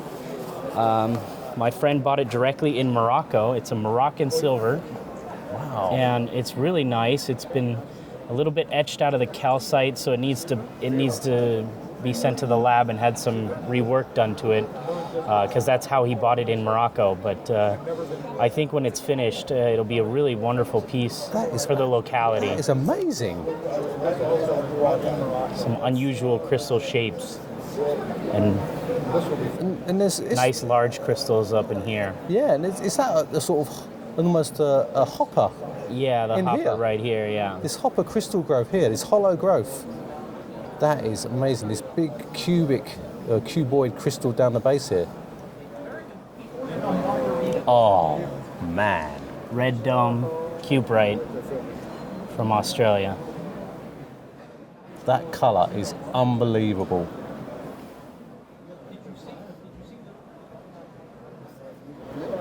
Just savouring the moment. Can I hold? Yeah. Look at that thing. A perfect crystal. Is this an old specimen? Yes. Yep. It's out of Paul Stahl's collection. It's amazing what light can give to some specimens. You've seen it many times today. I mean, it's beautiful in itself like that, you know. Surface luster, nice group of stacked crystals, but you put the light on it, it's unexpected. Really amazing. That's one of the best ones I've seen. Speaking of red, we'll go to a different shade. 1970s Jonas Mine tourmaline. The benchmark, yeah? Pretty much. For Brazilian tourmaline. Wow, look it's at got the that. doubly terminated crystal on top. Interpenetrant. There, you get it there. Look at that. That is superb. That is what I would call a magazine front cover. Yeah, it's really a classic Jonas Mine tourmaline, perfect, no damage. Having the one on top doubly terminated like that just makes it an exceptional piece. Yeah. And you can see that colour. There's a slight reddish tone to it as well in areas. Yeah, maroon reddish. Maroon reddish, yeah. It's just classic Jonas Mine. Yeah. For any tourmaline collector, I mean, that's pretty much, besides a blue cap tourmaline. Yeah. Well, you would say that, wouldn't you, really? But yeah. Brian and I might say blue caps are, the the ultimate signature. holy grail Yeah. for tourmaline collectors. But even the the name of the mine itself signifies the classic, doesn't it? Yeah. Beautiful, thank you. Thank you. Cheers to that, Alan. Yeah, cheers. Cheers, Will. Thanks for I've known spending you for some a time long, with me. I've known you for a long time, and long may it continue, mate. Yes, for sure. Yeah, cheers. Cheers. Thank you. As I'm walking through the show, you never know who you're going to bump into, and I've bumped into a fantastic old friend and one of the main people in our mineral business. That's John White. John, you exaggerate. great to know. It's true. How are you doing? Good. It's great to see you. Good to see Like, you, you've Alan. come to Munich a lot of times, haven't you? Oh yes. Yeah. Far back as I can remember. Yeah. And what do you think of the show so far? Oh, it's extraordinary. Almost the equivalent of the prices of the minerals that are being charged. Over the past years, we've seen minerals go like in price range, haven't we? I think that each year you'd think that they've topped out. They can't possibly go any higher. Yeah, yeah. But what even more amazing to me, the quality of the material here it's outstanding. I mean, it doesn't seem possible to me that new minerals, better minerals, can appear year after year after year. Especially with so many mines closing to collectors. Yeah. As for the years, you and I have spoke a lot. We've always thought that it can't get any better, yet it still does. It does. So the future bodes well, doesn't it? I don't know. It's a bubble, and I think it has to burst at some point. Do you? They say that. Yeah, but, yeah. I don't see how. We might be at the crest of a wave, ready to see what's on the other side, but who knows? I hope I live long enough to see. Oh, of course you will. John, it's always a pleasure to see you, mate. Thank you, Alan. Thank you. Very kind. Take care. Good to see You too. Peter, nice to meet you again. How are you? I'm very well, thank you. Now, here you are good at to the be in Munich Munich. Show with some fantastic specimens. You are from my home country of the UK, England. I know you've been you're very active in the mining industry. And when I say that, the modern mining industry, because remember that British mineralogy was at its height in the late 19th century when the mines were working, producing some of the finest specimens that we still see today. But of course, the lead price collapse meant the demise of many of the mines of northern England, where our signature mineral for the UK was fluorite, and still is fluorite in a way, due to the variety of colour and form and it were fantastic specimens that we had. So you've been actively working one of our most famous mines, and so tell us what you've been doing up there. Well, we've spent 6 years trying to get into green laws. A lot of people have had a go and they failed. I decided we were going to try and go in from the top and down and dig. And it's been an incredible experience for us. We are very unusual in our ability to work the mine with pressure washers. Right. So everything underground is a soggy mess of thick clay. You can't really see anything. Yeah. So I sit there all day with a pressure washer cleaning out cavities, and pieces just drop out of the clay. Well, let's see some of the material you've got out that you've some of the highlights of your mining. Well, so we've seen many mineral specimens at the show. We've seen many fluorites. We've seen Chinese, we've seen Spain, but every locality has a sort of signature look to them. And for Northern England, this colour is so indicative, and each mine has a different form. So sometimes you can tell the nature of the morphology, and the colour is indicative of the mine. Yeah, this was a lovely piece, which... Wow, look at that. It's almost an amethystine purple, isn't it? Yeah. The cubes are beautifully undamaged as well. It's difficult to get undamaged material from green laws. The problem with the Great Limestone flats is that the specimens actually grow on the wall of the flat. Okay. And then as the walls are leached, the specimens fall off the wall and they all collapse into a horrible breccia. So we have yellows, we have the classic Weirdo twins. Yep. As you can see here, it's an interpenetrant twin, very indicative of fluorite, great colour, gem quality. And I'll show you now one that shows the combination of both. And this is a small piece, but you'll get the... oh, wow, yeah. The combination of yellow and you can purple see fringing. Yellow cores and purple zoning at the edges. That is a wonderful thing. There was another famous mine in northern England called the Rotherham Fell Mine. Yep. And that produced a sort of similar colour zoning to that specimen, actually. Right. Ciderite on the faces, coating the faces, yeah. Yep. Yeah. But we've got yellow and purple. So again, it's not quite what you would expect. Right, yeah, sure. It's not these great big purple things. Yeah. These fluoresce very strongly. They still have all of the classic fluorescence from the north of England. Hence the name Fluorite. Yep. But the yellow shines through. There's one of my favourites here. I'll just show you one more. There's a colour zoning, and this one, again, little siderite, but you can see the yellow and the colour zoning in that. It's gorgeous. That is so classic Northern England. That is sort of the perfect signature specimen for fluorite from Northern England. Wonderful. I think it's a fantastic endeavour. Congratulations, and we look forward to seeing more of your material coming out. I'm sure we will. Thank you, mate. Pleasure to see you. John, a pleasure to meet you. Now, everyone knows you, our viewers. Johannes, or John Carman, the man who made this show from the very beginning in the early 1960s. Together with my wife, please. Your wife. With your wife, of course. And it's grown into the most fantastic worldwide show we see today. Now, part of the show is, of course, Alpine mineralogy. In Europe, Alpine mineralogy is big because we have a huge mountain chain that divides much of Europe, and in that mountain chain we've had the fluids in the crust in history that have given us a beautiful mineralogy that is highly collectible. Yeah, I had the idea to construct that Gotthard tunnel this year. Right. To go into the deepest tunnel at the moment, which is opened this year, and we want to show up the minerals. I can show you one or two of these specimens. Please, just have a look. Okay, have a look. You see, this is the top showcase with the Eisenrosen, the better ones. Each specimen, let's say, from 10,000-15,000 up, and so you have them here. The smallest one is this one. Incredible. These are hematites, which are a parallel growth. Yeah, but they're in roses. In roses, Yeah, they've grown like iron. That's why they call the iron roses. Yeah, and highly collectible. Just 2 mountains behind the Gotthard mountain pass. Yeah, Lucendro and Fibia, not more. Yeah. And it's a perfect example of the Alpine cleft mineralogy. The Strahlers go into the mountains, they look for these clefts, and they're going to be lucky enough to find one which have these unique objects. And look at this one here with the quartz, really coarse roses on the quartz crystal, very aesthetic.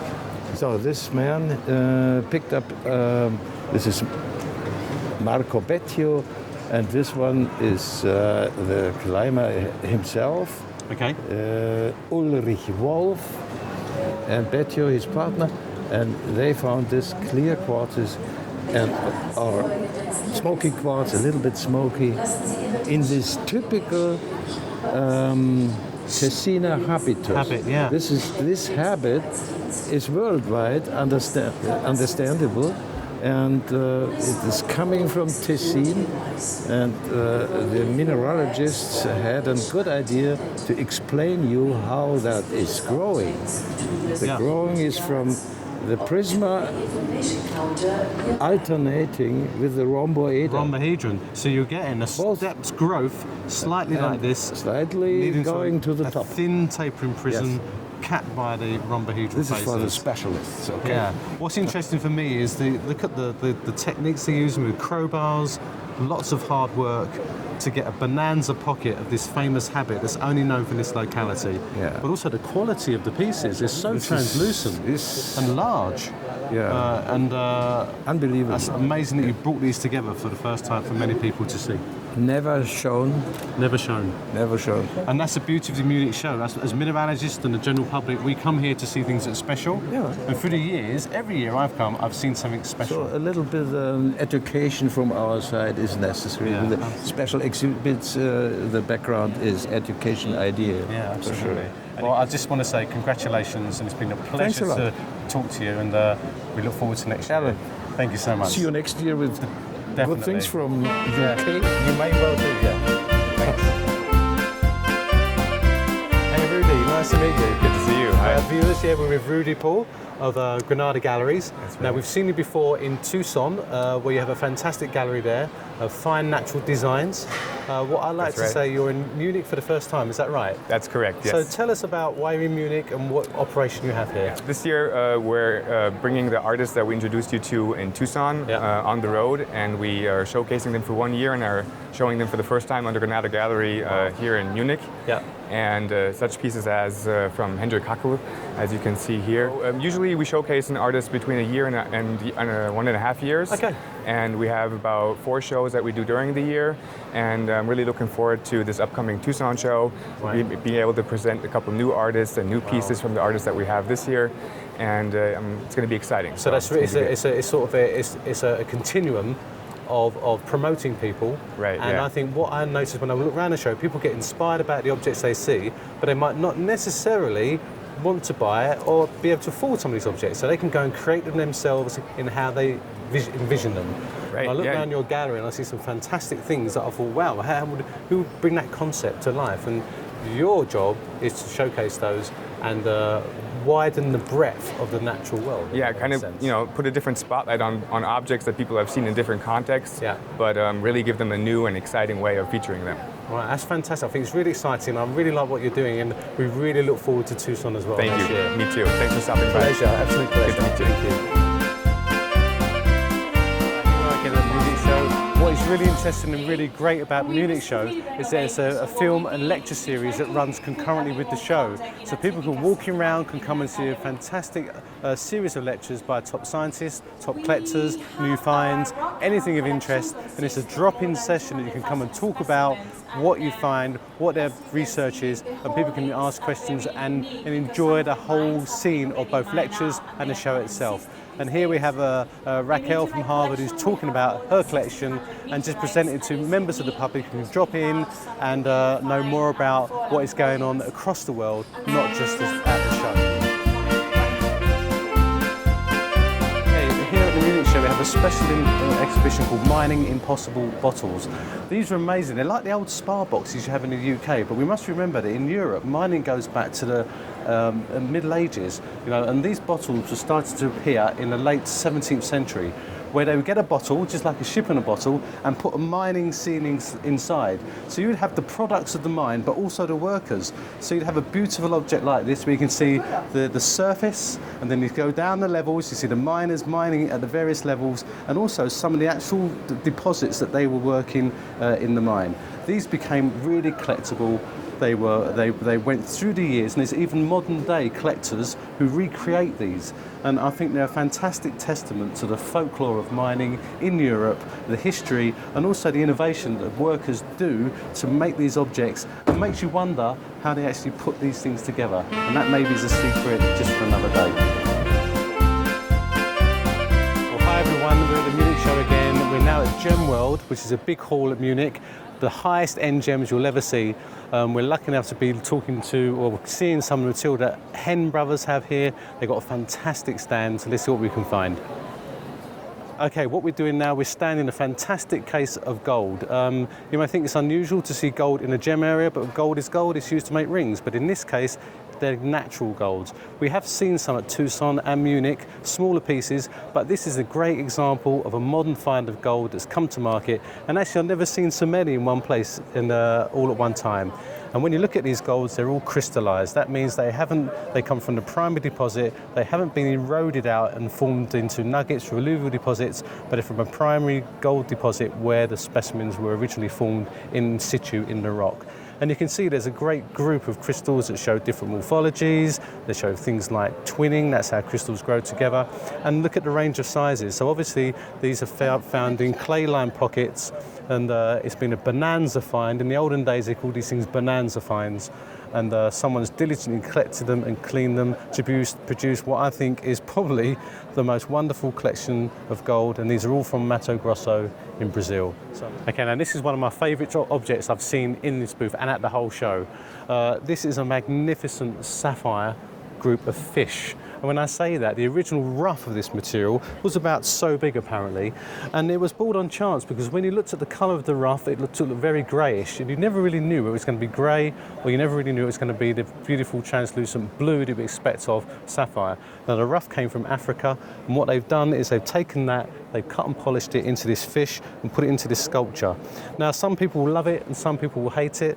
I think it's a magnificent example of how we can use rough material again that had no crystal morphology and use that material to make something very artistic and eye-catching, and that's what these sculptures are all about. Okay, this I think is one of the highlights of the hen collection.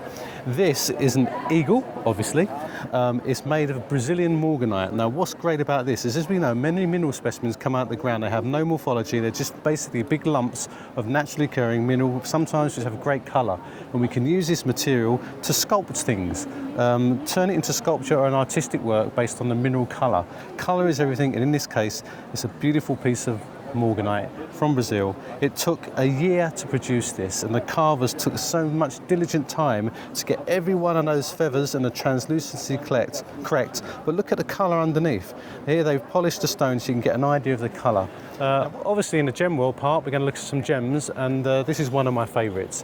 If we can come in here, I love this spinel. This is from Mahenge in Tanzania, and this is sort of a relatively new find, and the depth of colour of 46 carats of this beautiful pear is something is unrivaled. As you can see, it's got a slight purplish hue to it that almost brings it into that, dare I say, ruby colour. Now, don't be heretic to some people, but the colour of these spinels is absolutely magnificent.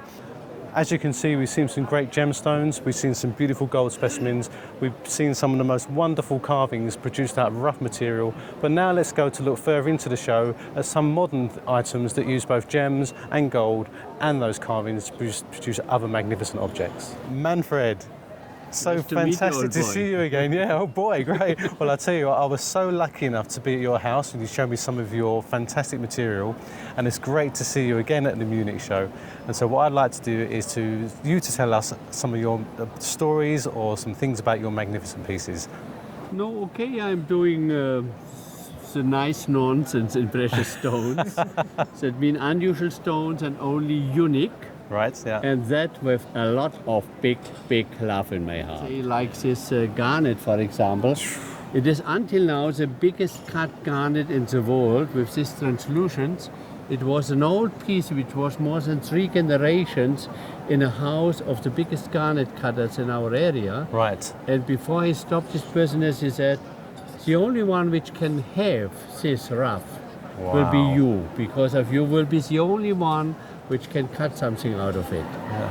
And so I made a wonderful translucent egg creation, and after it was so fantastic red and in color, I decided to make a wonderful monstrance in it with diamonds, and even in the center of it is a very fine translucent octaeder diamond of more than 6 carats. 6 carats, wow. Which has exactly crystallized the triangle in top and both sides, and this on all 8 sides. Mhm. So I have exactly Godfather, Son, and Holy Ghost.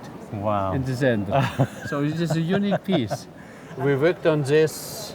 That is Gosh Fock. That is a training ship of the German Marines. Mhm. And it is called, since more than 50 years, as the nicest 3-mast sailing ship of the world. Right. And so, if it was getting 50 years old now, I decided to do it. Whatever, if someone likes it or not, or will buy it or not, I decided to do it. And I have cut all this in rock. It's only 3 kinds of material on it. Right. Rock crystal quartz, 18 karat gold, more than 6 pounds of 18 karat gold. Wow. And 10 carats of diamonds for the bullite. And this all in this kind, we cut all together. The sails are out of rock crystal quartz, clean ones. That it is, and then to cut so fine, exact in scale of 1 to 150, with all the little details. You can move the entering letters, you can move the bells. And so everything's articulated, it all moves together, it's all working and functional. That, I tell you what, the love and pain you must have gone through to produce that. How long did it take? It was some more than 3,500 working hours. 3,500 working hours? Yeah. Oh, well, look, thank you so much. That is really an awesome thing to look at. And I just say like, wow, congratulations on your great things you produce. Okay. Thank you. Always good for new nonsense, no problems. Fantastic. Thank you so much. See you next year. Okay. Okay, thank you. Liana, hello. My name's Alan. How are you? Nice to meet you. My name is Juliana. Nice to meet you. Now listen, I've been coming to the Munich show. I'm a mineralogist and I'm now the CEO of the Geological Association of Great Britain. I was really interested to hear that it's a European Young Designers Award in this show, and it's a competitive show of the Designer of the Year. And I've heard that Eliana Petsch, you have won it this year, which is fantastic. And I just want to say you are wearing the pieces that won you the competition, which I think is fantastic. Thank you. That's nice to hear. Tell us about yourself and what inspired you or how you worked to make this beautiful jewellery. Now, I'm a goldsmith and I work until 5 years in the business. Okay. And I learned it really in the company and I'm not studying or something like this. Okay. It's really I'm not a designer, I'm a worker, Right, I say okay. so. Yeah. And it's my life. I love it. I love the work and I love to play with the stuff. I love the mechanic inside and Right. I love the stones. Right, And now- every piece I made and I create, the stone is in the middle and Well, they're very unique and it's functional as well because you've used, in this case, you use rubellite, so you use tourmaline, and you've also put it in a mirror backing. So sometimes when you move the stone, it captures the colour and magnifies it, and it's what we would say is entremblant. So when you talk, your earrings go like this, and when you use your hands, there's movement in the jewellery itself. And I think that's really, really cool. thank you. That's nice to hear, and it's nice to know that other people think the same like me. Yeah. So you're really happy you won the award. So where does this go for the future? You're going to keep designing and keep moving forward to do? I want to keep moving forward, and I want to be a designer or a goldsmith called designer. Wow. And I want to create more things and make me famous. Cool. That's fantastic. I'll tell you what, congratulations. Thank you for sharing your beautiful creations with us, and we wish you all the best for the future. Well done. That's nice. Great to meet you. Now I'm with Professor Bernhard Graf of the Munich University, Professor of Art and Arts History. Now, we've been to the show, we've seen some amazing crystals, some amazing minerals, and some amazing paintings and artwork. But in this exhibition that you put together, it's using minerals in a different way as the raw materials to produce art paintings and art. Give me an overview of what you've done here. 2-1, Renzus Capelli, the father of Leonardo Capelli, and his friend Marco Missouri. Wow. And they are the most famous laboratories in present time. And you see here the work of Missouri, of Marco Missouri. It's perfectly painting with stones. It's the same level like former times. Yeah. It's the same level. Yeah. Incredible. But Amazing. but also new combinations. So this is more abstract and modern art using material. That's incredible. I think we should integrate Katja's Capelli. It's a sister and the Hello, daughter. nice to meet you. How are you? Hi, fine, thanks. And she can tell something about the company and can show us how Pietri Dure works. Should we go over here and Yes. yeah? We start by sketching out, and this is part of the sketch that is now making, giralo un attimo. And so here you have a sticky paper and it's cut out in too many separate templates. Each template will have its own position on the stone.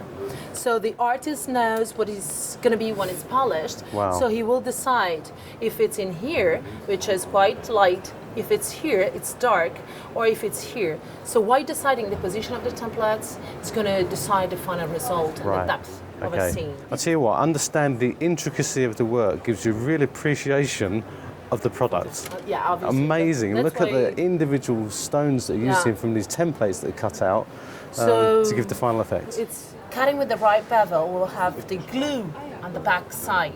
Yeah. And the glue is beeswax and resin, which is also made by hand by the artists. They melt the glue in the space between two pieces. Obviously, they can use some files to make the perfect shapes. So you can see here that there are the white templates. Okay, yeah. And he's going to cut all around the perfect shape. So And he's charging the wire from the back with the paste as he does it.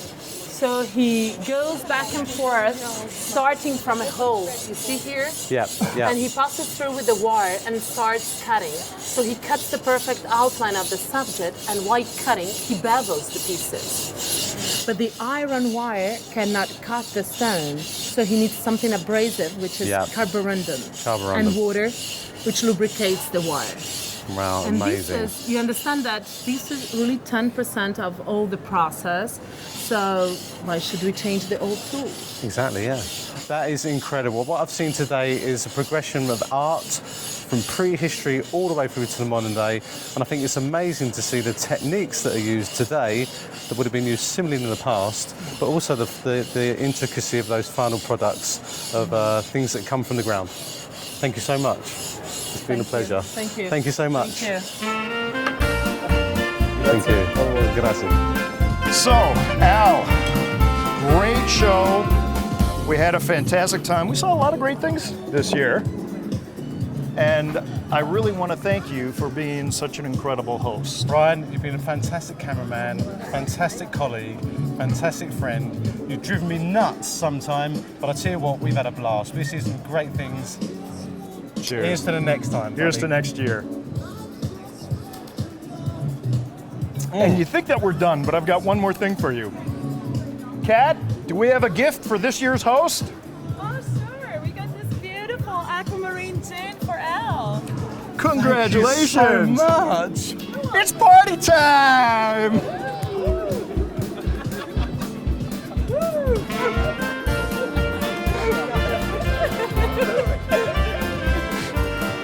And that's it for What's Hot in Munich. We'll see you next year, same place. Thank you.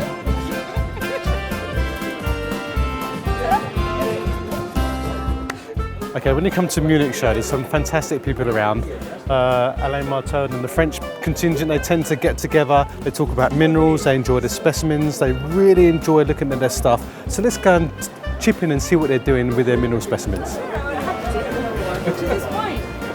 You know, she has some responsibility. Wow. It's not quite what I expected, but sometimes this does happen. So a lovely lunch with some cheese and some wine. We have the piece de resistance of French mineralogy here in the booth. And it's wonderful to see so much passion for minerals going on at this lovely show. Yes. I just want to ask you one thing. Yes. Is that a mistake in the spelling of mineral? Is that your brand? Mineral is my brand back to Good. But I'll let so you. how much is it? I would like to buy. I'll give you $100 for it if you want to do something like that. Oh yeah, let me. Okay, I buy. Fantastic. Oh, Okay, dude, let me give we've you got that $100. camera. Great. That will go on my mantelpiece. Be my pride and Let joy. me see. And okay. I think I Here it should is. do this more Thank often. you very much. Thank you.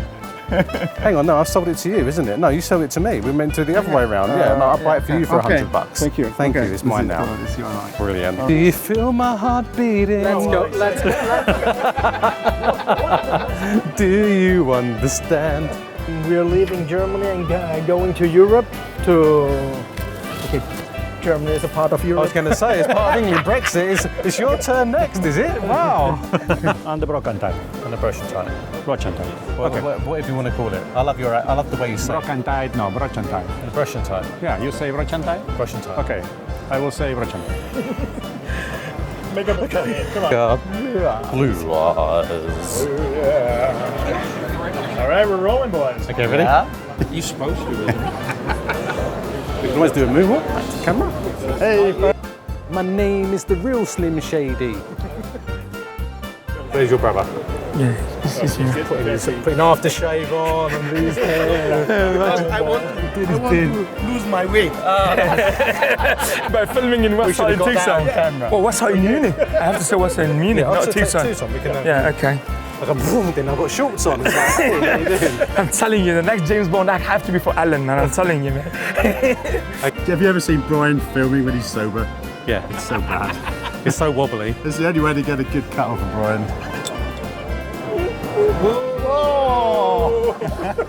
And the party starts. It's been a long time since you worked in the bar then, has it?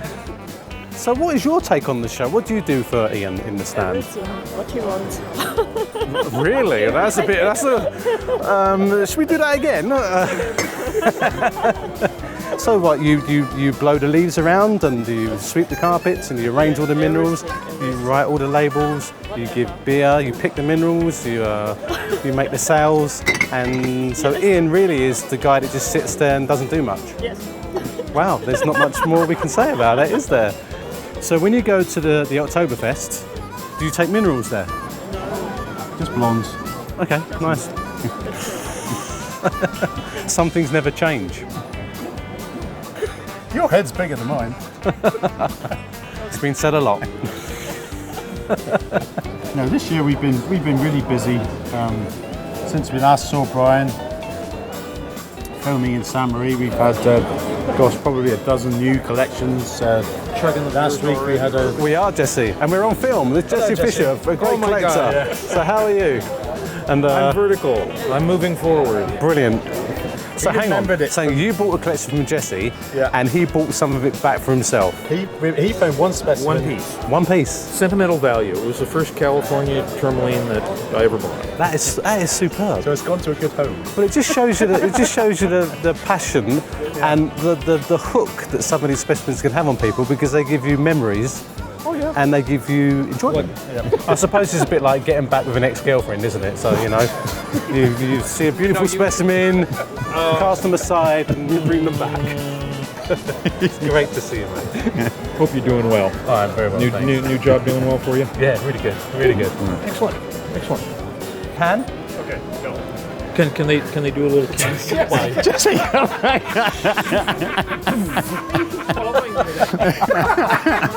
Can you please do a private Jesse thing? Good to see you, Alan. Hey, good to see you, mate. Anyway, as you know, we're filming What's Hot in Munich. We are. I want you to tell us what is really hot in Munich in your booth. It's, you know, sometimes I can tell you anything you want, but it's better to have a look for yourself. This is what's really hot in Munich. The Crystal Classics team. This is That's terrible. I'm lost for words. You did ask. This is what's really hot in Munich. I'm now lost of words. So they are covering up beautiful specimens in the case. Wait. Okay, so I'm with Raquel Alonso-Perez of the Harvard Mineralogical. I knew I was going to get it wrong. Alan, would you like a closer look at one of the specimens? Yeah, why not? Which one would you like to see? Your choice. Diana, of course. Hi everyone, we're in the Gemwell Pavilion of Munich 2016. We're lucky enough to be able to look at... Yeah, okay. I'm looking at you. Okay. Let's get it out of my system. Okay, check this out, man. Look at this. Okay, pretend it's like it's eating your head. We gotta get a shot of this. Oh, let me go. Okay, wait. Selfies. Selfies, both of us.